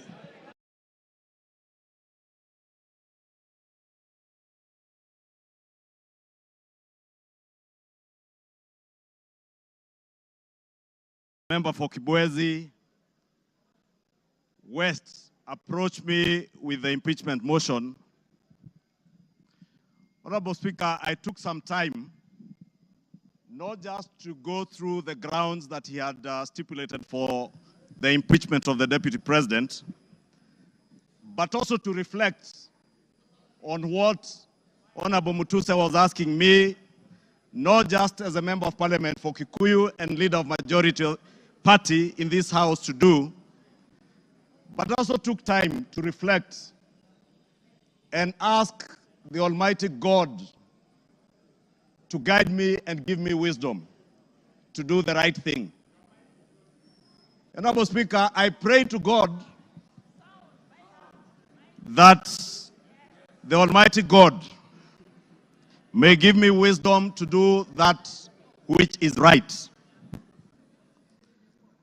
And not just what is right, Honorable Speaker, but also what is just. Just to the outgoing Deputy President of the Republic of Kenya, but also just, more importantly, just to the people of Kenya who turned out in their numbers in 2022 to vote in a government that they believed would create cohesion and unity and offer them opportunities to excel and prosper as a people. Honorable Speaker, as I prayed for wisdom, I was also conscious that what is right is not always easy. And what is right is not always popular. And being a son of the mountain, representing people of the Mount Kenya region, Honorable Speaker, it was clear to me that what may be popular today may not be right. And that is why I asked God to give me the wisdom to do that what is right, Honorable Speaker. And I am here today to do what is right for the people of Kenya.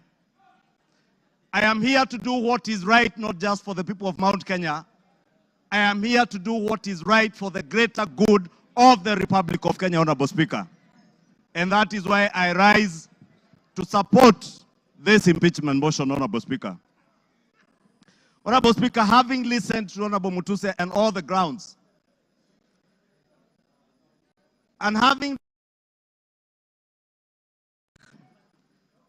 for us to look at Article 150 on the removal of a deputy president, the reasons as to why you may remove a deputy president from office. The first one is on the ground of physical or mental incapacity to perform the functions of that office. We have no capacity to determine the physical and mental capacity of the Deputy President, Rigathi Gachagua. But on impeachment as a second ground, the first ground is on the ground of a gross violation of a provision of this Constitution or any other law. The question that begs is whether one Rigathi Geoffrey Gachagua has contravened or has grossly violated one provision of our Constitution. And I think the Honorable Ekomas Mutuse was able to demonstrate this morning that Rigathi Gachagua has violated not one, but over 8 provisions of our Constitution, which I agree with Honorable Mutuse. And for that reason, Rigathi Gachagua ought and must be impeached today. The second ground, Honorable Speaker, is where there are serious reasons. And Senior Counsel Otiende Amolo went to great length this morning to explain what serious, when you believe there are serious reasons that the Deputy President has committed a crime under national or international law. Honorable Speaker, behind the veneer of humility that you have seen here this evening, behind the veneer of humility that Kenyans saw on national TVs on Sunday, pretending to apologize, is a dark face of violence, is a dark face, Honorable Speaker, that is a great danger to our nationhood, a great danger to the unity of our republic, Honorable Speaker, a danger to the cohesive existence of our nation as we see it today, Honorable Speaker. On the first ground, Honorable Speaker, on the remark of Serikali ni kampuni, it pains me, Honorable Speaker, as I say, not just as leader of majority, but as a member of parliament of Kikuyu constituency, and also as a son of the mountain, where I come from. That, Honorable Speaker, today, the community I come from is being depicted as a community that is entitled and privileged. We are a community, Honorable Speaker, that has love for other Kenyans and other communities in our republic. We are a community that is known for our hard work and resilience, not for entitlement. We are a community that is peace-loving and that believes in the unity of one indivisible nation and Republic of Kenya. Rigathi Gachagua does not believe in an indivisible country. He believes in parochial, selfish, regional and sectarian interests. And for that reason, Honorable Speaker, we ought and we should impeach the Honorable Rigathi Gachagua. Honorable Speaker, we need to ask ourselves as honorable members of parliament, who took an oath of office, Honorable Speaker, and we swore in the name of the Almighty God that we would obey, respect, uphold, protect, and defend this Constitution. And today, Honorable Speaker, what we are being asked to do is to recall those words of the oath of office that we all took either with the Bible or with the Holy Quran in our right hands, Honorable Speaker, that for a man who has grossly violated our Constitution, whether we will stand up today to be counted as protecting and defending this Constitution by sending home one Rigathi Gachagua, Honorable Speaker. I want to say I rise to the occasion today to do what is right and to reaffirm that oath that I took with the Bible in my right hand, to obey, to defend, and to protect this Constitution that we all swore to defend. And I call upon all of you, honorable members, to defend this Constitution. Honorable members, for Kenyans around the country who watched in disbelief as the Honorable Rigathi Gachagua went to great length, and the Honorable Otiende Amolo told us this morning, if you have to spend 2 hours on national TV to defend corruption and tell the world how you are not corrupt, you are definitely corrupt. Honorable Speaker, the Deputy President with his legal team submitted their defense late at 4 p.m. this afternoon, imagining that we will not have the time to go through this voluminous document. If you go through what Rigathi Gachagua was telling you here, on Olive Garden Hotel, He claims that this hotel was sold by executors to a third party. Honorable Speaker, if you peruse through the documents, the third party that is said to have bought this hotel, Honorable Speaker, and allow me, Honorable Speaker, first to tell you that the joint executors of the will of the late Governor Nderitu Gachagua were Rigathi Gachagua, Advocate Njoroge Regeru, and one Mr. Mwai, who was said to have been his great friend, Mwai Madenge. And Honorable Speaker, if you read the report filed in court by the joint will executors, filed on the 27th of June this year, it says in the report that the joint will executors will make decisions independently of the beneficiaries and without influence from any beneficiary, except for one who is both a beneficiary and an executor. The joint will executors does not have the same attributes and mandates as for trustees, where beneficiaries would play a part assisting in decision making. What this is saying, Honorable Speaker, a document filed in court, is that Rigathi Gachagua, as a joint will executor, was also a beneficiary of the estate of his late brother. He was not only a joint will executor, he was also a beneficiary, and he was also a purchaser for value of the estate of his late brother.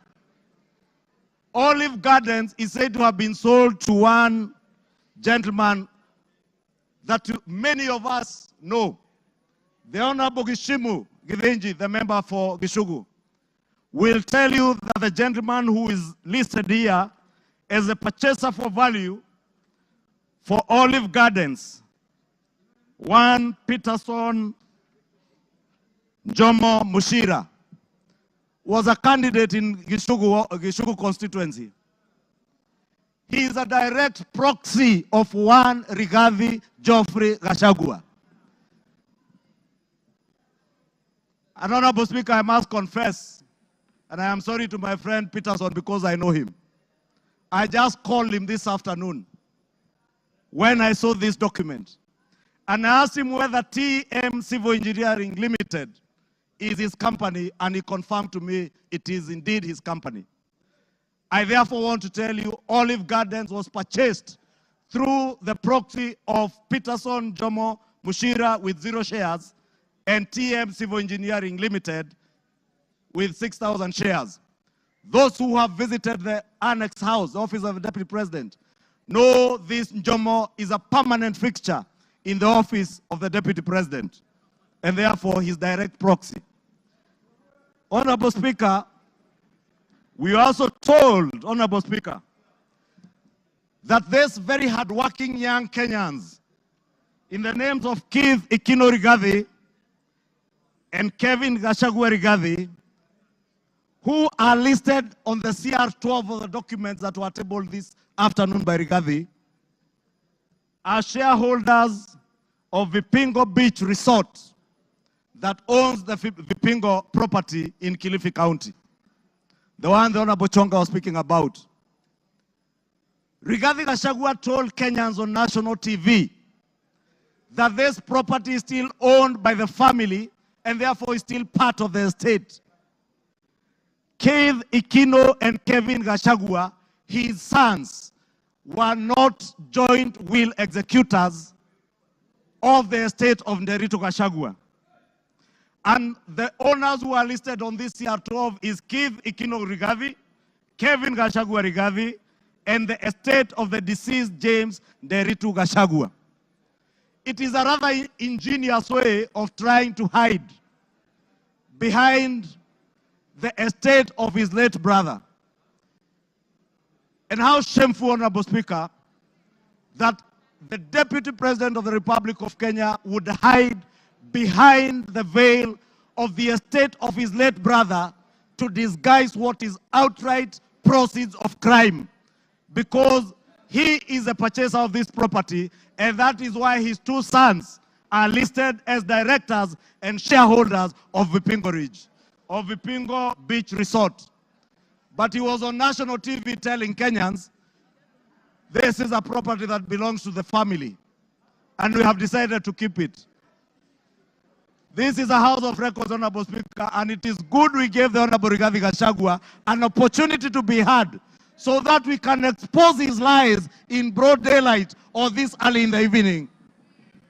And I want to tell Kenyans and all of you members, save this country from this dark face, Honorable Speaker, honorable members.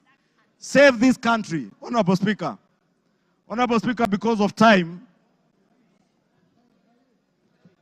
I know there was alluding, Honorable Speaker, if you look at the time this company, Vipingo Beach Resort, was formed, it was founded on 5th August 2008.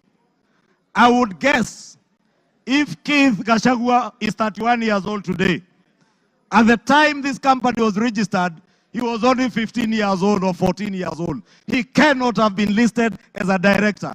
His younger brother must have been 12 or 13. For heaven's sake, Deputy President, give some credit. Honorable Speaker, we also had the issue of shareholding, Honorable Speaker. And we were told that in our coalition agreements, Honorable Speaker, and you were then the leader of Ford Kenya, and you know you never subscribed to shareholding in our coalition agreements within Kenya Kwanza.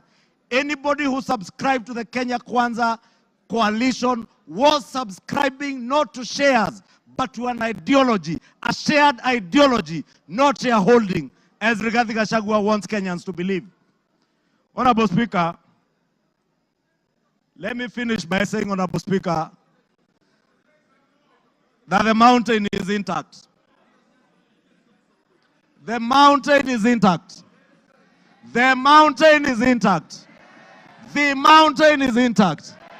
The mountain is named after Kenya because it belongs to all the people of Kenya. We must end ethnic balkanization.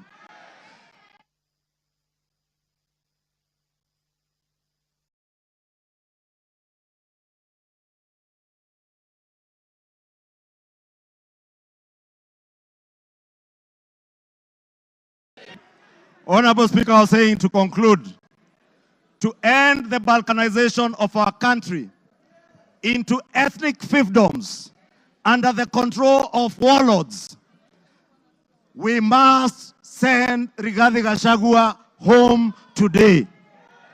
To end divisive politics in our country, Rigathi must. To end the culture of impunity, conflict of interest, abuse of office, state capture, and corruption in high office, Rigathi must. For accountability, for there to be integrity in the political governance of our country, Rigathi Gachagua must. For leaders in high office to bear policy and political responsibility, Rigathi Gachagua must. For national unity, for the fight against graft to bear fruit, for peace and prosperity of our nation as one indivisible whole, one nation under one flag, one people who love their country, who love peace, who want to see a cohesive and working government serving them. Rigathi must. Rigathi must. I submit, Rigathi must go. Thank you. Order. Honorable members, order. The honorable mover has donated his time as follows. Charles Nguna, CNN, you'll start with 2 minutes. Omboko Milemba will follow with 3 minutes. Peter Kaluma will follow with 10 minutes, and then he himself 15 minutes. So, CNN. Charles Nguna. Thank you, Mr. Speaker. Mr. Speaker, let me thank the Kenyans who just expressed their views during public participation on this matter, Mr. Speaker. And to add this, I keenly followed and listened to the Deputy President yesterday, His Excellency. And Mr. Speaker, based on all what is said, we saw a lot of differences, rifts, contradictions, divisions, which are totally eminent we are going to have in future, Mr. Speaker. Mr. Speaker, it is inevitable that we are going to have battleground between His Excellency the DP and His Excellency the President. And when the bulls fight, Mr. Speaker, grass suffers, Mr. Speaker. And it's that why I'm saying that if we continue keeping one of them with the office, Mr. Speaker, Kenyans are going to suffer most, Mr. Speaker. And based on my wisdom, for prosperity and also for development, for what we call prosperity and patriotism, and for us to live in an amicable manner and peaceful manner, Mr. Speaker, we have to separate the two bulls, Mr. Speaker. And the motion today, it is for Rigathi to go, not for William Samoei Ruto. With those few remarks, Mr. Speaker, I support. Omboko Milemba. Honorable Speaker, there's a question which makes me stand to speak on. And I want Kenyans and possibly the members who can listen to me to realize that one issue that has not been answered consistently is the question of chairs. Yesterday I listened to the Deputy President and today also. Whenever he's asked about chairs, Honorable Members, Speaker, can we reduce our levels of conversation? Thank you, Honorable Speaker. Whenever he's asked about the issue of chairs, he picks ANC party agreement and Ford Kenya party agreement. And instead of answering that question, he hides in it. Finally, Honorable Speaker, I'm now holding the reply by Honorable Gachagua, and on page 333, the agreement is annexed. And I want to demonstrate to this parliament that what you have been told was wrong. Because that agreement does not talk about just power sharing for a region. He has avoided intentionally to read the entire paragraph, which says that the sharing of the political parties will also depending further on the need to achieve an inclusive government that reflects the face of Kenya, including the need to accommodate the representation of any future member party and all regions of Kenya. He avoided to read that and therefore gives an impression that there was a power sharing agreement which only confined ANC party to Western only, when ANC party is a national party. Look at this, Honorable Speaker. The only member of the ANC party we nominated was Honorable Dana Hamisi, who comes from Kwale and not Western. So this is an issue which has not been tackled. Two, he is unable to deal with Senior Counsel Tienda Molo's assertion in the morning that how would you elevate the agreements of a political party beyond the Constitution of Kenya. It's very important that as you make your decision, you get that this was a false lie. Finally, Honorable Speaker, in all this we have seen all the techniques of card stacking, of propaganda, which include card stacking, emotional appeal, branding, and that's why we have seen the name of the president being dragged in this matter today. I think the motion on the floor is for the makanga, it's not for the driver. Thank you, Honorable Speaker. I support. I have been advised by the mover that Lilian Kogo will take 2 minutes and Kaluma 8 minutes instead of 10. Lilian Kogo. I thank you so much, Honorable Speaker. And I want to thank all the members who have contributed to this motion. I rise to support. I had not given my voice to it, but Honorable Speaker, as you were speaking earlier, Honorable Speaker, I believe the Honorable Deputy President of the Republic of Kenya was following the proceedings of this House. And one of the matters, Honorable Speaker, that came out so clearly, Honorable Speaker, was the insult on women, Honorable Speaker. Women form a substantive position in this country's national development, Honorable Speaker.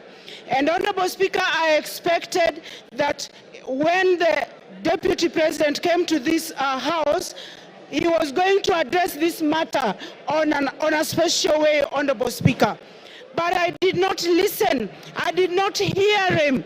I did not hear the Deputy Speaker say when, where, how. The Deputy President, sorry.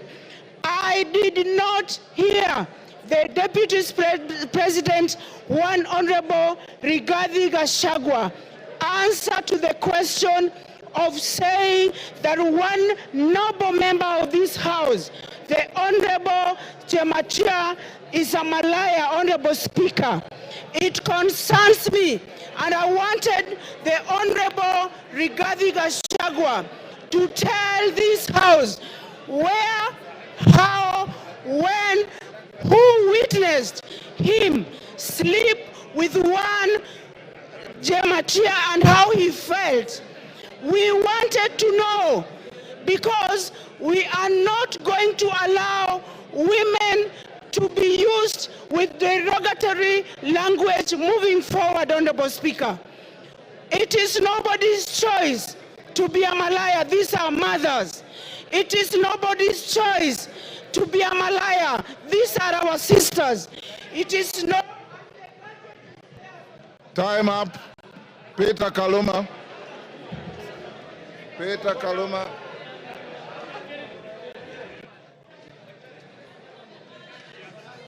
Peter Kaluma. Honorable members. I thank you.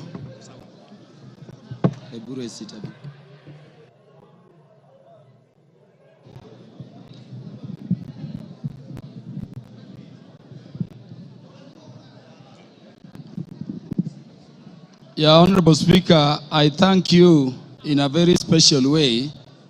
Honorable Speaker, I have this benefit of speaking after listening both to the mover of the motion and to the Deputy President, who is the subject matter of this motion. And so, Honorable Speaker, I can look at it from all perspectives. Honorable Speaker, allow me to start by saying that I listened to the Deputy President, as I did to Honorable Mutuse, with the mind of a lawyer, looking at how the grounds have been addressed, their particulars, and how they have been addressed by the two respective parties. And Honorable Speaker, let me begin by saying that I don't know what happened, but we had Honorable Mutuse presented before this assembly a motion seeking to impeach the Deputy President on up to 11 grounds. And Honorable Speaker, I don't know whether it is by act of omission or commission, or it is just the nature of some people. The Deputy President focused on those matters concerning property, money, integrity, procurement, forgetting the most fundamental issues. And I want to say that even when he addressed those money issues, there are very patent gaps going to constitutional violations which are stated in the motion to be gross. I expected the Deputy President, for instance, to use the opportunity you accorded him, Honorable Speaker, to explain that SMS which came from his son Ikunu Gachagua on the bid bond issue involving that company. No mention of that at all. Honorable Speaker, before I go to the matters I want to address in substance, let me thank you, the Honorable Speaker of the National Assembly, for ensuring that the process this House is going through has been very fair. And in doing so, Honorable Speaker, for according and upholding and protecting the provisions of Article 47 of the Constitution. I hear people still saying that the courts will intervene. But I'm thanking you for this, Honorable Speaker, because the only time the courts intervene is if we have not secured a party procedural fairness. This motion was advertised across the country for the participation of Kenyans. And Honorable Speaker, allow me to reiterate this short data in 1 minute. 146,429 Kenyans said that the deputy president should be impeached. And that, Honorable Speaker, constitutes 65.11% of the people of Kenyans. 76,026 of Kenyans said the deputy president should not be impeached, coming to 33.8% of those Kenyans. Honorable Speaker, 2,452 Kenyans said Kufa Makanga, Kufa Dereva, and those other things. And there are the others. And Honorable Speaker, in terms of our constituency, which is Homa Bay Town constituency, 1,080 Kenyans whom I represent said the deputy president should be impeached. And Honorable Speaker, that constitutes 89.81% of the population of the people of Homa Bay who are duly notified. 54 Kenyans in Homa Bay Town constituency, constituting 5%, said the deputy president should not be impeached. And then 56, which is another percentage there, said other things, including Kufa driver, Kufa Makanga. Honorable Speaker, let me clarify this other issue also. That the courts have persistently and consistently said that public participation must be meaningful. If public participation should be meaningful, and Honorable Speaker, you made it so open, at the county headquarters involving all constituencies, and then all constituency offices remained open on that day, and you notified it to the public, Honorable Speaker, following that order of court, then really, there is nothing much for us to continue debating here. If public participation is to be meaningful, then the Kenyans have spoken, and as their representatives, we can only give meaning to what they say during public participation by securing what they have said, which is that the deputy president should be impeached. Honorable Speaker, because I'm running fast, let me say that this constitution has been termed a living document.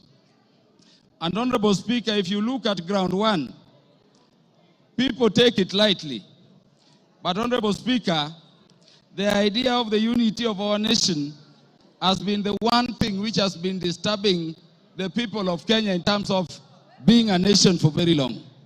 Honorable Speaker, allow me to read the preamble of the Constitution. And this is what it says. We, the people of Kenya, proud of our ethnic, cultural, and religious diversity, and determined to live in peace and unity as one indivisible, sovereign nation. When the Kenyans were making this constitution, they identified the need for unity as one people, as one thing they had to deal with. Honorable Speaker, I request the members to look at Article 4, Sub-Article 2 of the Constitution. It says Kenya is a multi-party democratic state founded on the national values and principles of governance under Article 10 of the Constitution. And Honorable Speaker, people have said so many things about this Constitution. But let me say today, before this House, Honorable Speaker, that Article 10 of the Constitution, if this spirit has a soul, if this Constitution has a spirit, then you can only find it in Article 10 of the Constitution. At Article 10, Sub-Article 2, those national values which were identified by the people of Kenya during constitution making as the things which Kenya needs to address are the following, Honorable Speaker. Patriotism, national unity, sharing and devolution of power, the rule of law, democracy and participation of the people, human dignity, equity, social justice, inclusiveness, equality, human rights, non-discrimination, and protection of the marginalized. Honorable Speaker, at the very heart of a nation is equal ownership and equal sharing in the resources of the nation. It cannot be therefore, Honorable Speaker, that a state officer at the level of the Deputy President is singing to other Kenyans how they are shareholders and they don't belong to this country. And Honorable Speaker, it saddens me that having given him the opportunity, the Deputy President did not proffer defense, the Deputy President did not offer an apology, but the Deputy President said other people are also doing it. Honorable Speaker, let me say an impeachment motion proceeds in personam. It proceeds against a specific person. You may say Kufa Dereva, Kufa Makanga. Give him 1 minute to wind up. Wind up, Kaluma. Thank you. Honorable Speaker, it does not matter. This motion we have is against a person. You cannot have a motion for impeachment against Kaluma and somebody. Those who are saying Kufa driver, Kufa Makamba, bring the driver and we will also consider it on the merit. And on account of that, Honorable Speaker, this person must go. Honorable Speaker, in the few seconds remaining, let me say that when Westgate came under attack, I lost a cousin in the name of Jackton Port. He was the first one to be shot there. When Garissa University came under attack, Honorable Speaker, I lost Solomon Oludo from Marindi, a son of our land I educated at Uyubiru Primary School. Honorable Speaker, we have no problem holding the security apparatus of the nation, to account. But Honorable Speaker, we cannot have a situation where you talk that recklessly in public about our national intelligence service being dysfunctional. For a state which is permanently under terror, target and attack. And by the way, in the Security Committee, each minute we are fighting terrorists. You cannot speak that way and come back and say it is normal. Honorable Speaker, how can you be a principal assistant to the President when each time the President leaves the country, you are organizing rallies to incite ethnic animosity against your own government? Honorable Speaker, how can you be a principal assistant to His Excellency the President when the President is having a press conference in Nairobi and you are having a separate one instead of standing with him to calm the nation from Mombasa to say that the President, in fact, there is a problem and is a dysfunction in government? Time up, Mutuse. You have 15 minutes. Very good. Thank you, Mr. Speaker. Thank you, Mr. Speaker. Before I begin my reply to the motion, please allow me to table additional documents, being a newspaper advert that was placed by His Excellency the Deputy President in today's newspapers, and also the video recording of his speech yesterday, because they are material to these proceedings. Go ahead. Request granted.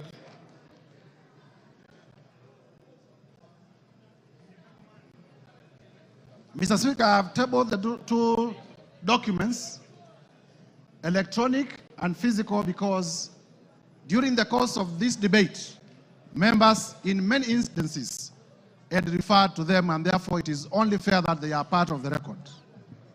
Number two, Mr. Speaker, allow me to thank... The documents were available to me earlier, and I ruled that they are admitted. Thank you, Mr. Speaker.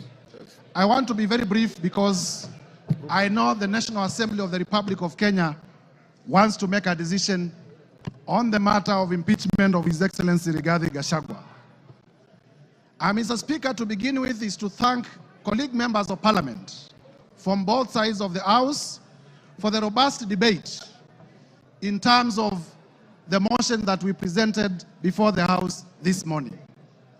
Mr. Speaker, I also want to thank Kenyans in their millions from all over the Republic, because in the course of this debate, Kenyans have been commending, Kenyans have been exercising their democratic right through public participation, through their right to odd opinions, and we have not witnessed a single incident of violence anywhere in the Republic. There had been vitisho that if you table an impeachment motion for a person of the magnitude of the Deputy President, there may be violence, people will lose lives. But I thank Kenyans because Kenyans have proven once again that we are a peaceful country and we are able to engage in our democratic processes without violence. Mr. Speaker, allow me to re-examine some of the few issues that have come through the response. First is to let Kenyans know that His Excellency Rigathi Gachagua has filed a response of 501 pages, and the response has come at 4 p.m., and I was only able to be given the response about an hour ago. And therefore, in terms of the doctrine of equality of arms, I feel that I needed adequate time so that I may be able, during my reply, to respond to some of the things that he has raised in his response. However, be that as it may, I want to refer members to page 99 of his response. In the morning, I did tell members that His Excellency Rigathi Gachagua has acquired properties through corruption and through money laundering. And when he has come before this house, he has told you that the hotel that he acquired in Nyeri was acquired through a loan. However, the only document exhibited as evidence of that loan is a letter of offer from Credit Bank Limited. There is no evidence exhibited by Mr. Rigathi Gachagua, the current Deputy President, to the effect that the loan was actually finalized, to the effect that he actually got the loan. Mr. Speaker, as a term of the letter of offer, in terms of lien and set-off, and I read, a lien and set-off of a fixed deposits of LN Crystal Kenya Limited for an aggregate amount of 300 million Kenya shillings. Interest accrued shall be credited to your deposit settlement account. Mr. Speaker, in simple terms, what this means is that Mr. Rigathi Gachagua had a fixed amount in cash of 300 million in his account, which was going to be used as a security. I asked Mr. Rigathi Gachagua to tell us where he had gotten these 300 million, if my allegations that he's laundering money are not true. And therefore, by virtue of his response, it confirms my assertions that he has monies, he has wealth, he has cash that is suspect. If you may give me my phone. In terms of whether Kenya is a company or not. Do you want information from member for West Mugirango? Yes, you may. Go ahead. Mr. Speaker, I want to inform the Honorable Mutuse that the director for Credit Bank Kenya Limited is one Grace Nyachai, who hails from Nyeri and is a relative of His Excellency Rigathi Gachagua, and therefore I say no more. I thank you, Mr. Speaker. Mr. Speaker, it is important for this House to note that in the morning, I did present evidence of suspicious money transactions. I did present evidence that His Excellency Rigathi Gachagua, either by himself or through relatives or through proxies, has acquired properties that are way beyond his known sources of income, and that evidence remains uncontroverted. Turning, Mr. Speaker, to the issue of whether Kenya is a company owned by shareholders. Mr. Rigathi Gachagua is playing with the intelligence of members of parliament and with the intelligence of Kenyans by attempting to twist facts. First, in terms of the law, companies are registered under the Companies Act. They are not registered under the Political Parties Act. So to come before Kenyans and to say that there were coalition agreements registered and therefore those coalition agreements are companies, is to play around with our intelligence. Because companies are registered under the Companies Act, they are not registered under the Political Parties Act. Further, Mr. Speaker, this Rigathi Gachagua was selectively chosen the sections of the Kenya Kwanza coalition agreement to rely on, and he has failed to read the document in whole. Under clause 20 of the Kenya Kwanza coalition agreement, that clause provides as follows: that there is need to achieve an inclusive government that reflects the face of Kenya. Rigathi Gachagua chose not to tell us that the coalition agreement also talked about the face of Kenya and not a company of some people to the exclusion of others. Clause 6 of the Kenya Kwanza coalition agreement provides for respect for constitutionalism. The articles of the Constitution that I stated, it provides for respect to the rule of law. It provides for respect to the national values and principles of government under Article 10, and it provides for respect to devolution. Mr. Rigathi Gachagua did not tell us that. Clause 22G of the coalition agreement among the Kenya Kwanza political parties provides that there will be adjustments that may be necessary to accommodate the development priorities of other parts of the country to ensure equitable distribution of Kenya's national resources and wealth for the benefit of every citizen and every part of Kenya. This Mr. Rigathi Gachagua could not tell you because it was going to destroy his case. And therefore, honorable members, I urge you to find that Mr. Rigathi Gachagua, in his assertions about shareholding and a company, it was not in reference to political parties, it was in reference to regions, it was in reference to communities, and the evidence that we provided remains uncontroverted, and this ground must be confirmed. Mr. Speaker, on the issue of KEMSA, again, to show a man who is a flip-flop, yesterday on live television, Honorable Rigathi Gachagua admitted that he personally called Dr. Andrew Mulwa by his own phone yesterday on television. Today, appearing before us, he denies that he did not call him. So, which part of his testimony do we believe? Do we believe the testimony that he gave yesterday on national television, that he did call Dr. Andrew Mulwa, and that he sent his own son to Dr. Andrew Mulwa to collect the bid bond? Or do we believe the testimony that he has brought today, altered testimony that he has brought today? I urge you to find that Mr. Rigathi Gachagua indeed did call to influence investigations. On the issue of cabinet, Mr. Speaker, if you may allow me just 1 minute.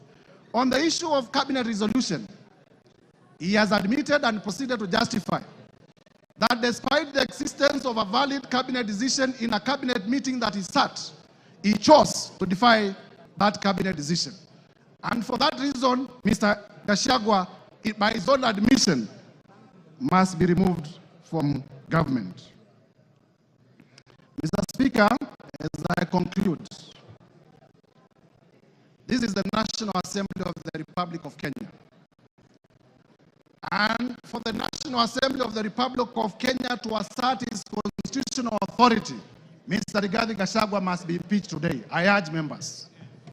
Mr. Rigathi Gachagua, we have heard from members here, has made inflammatory remarks against the women of the Republic. For the respect of the women of the Republic of Kenya, Mr. Rigathi Gachagua must be impeached today. We have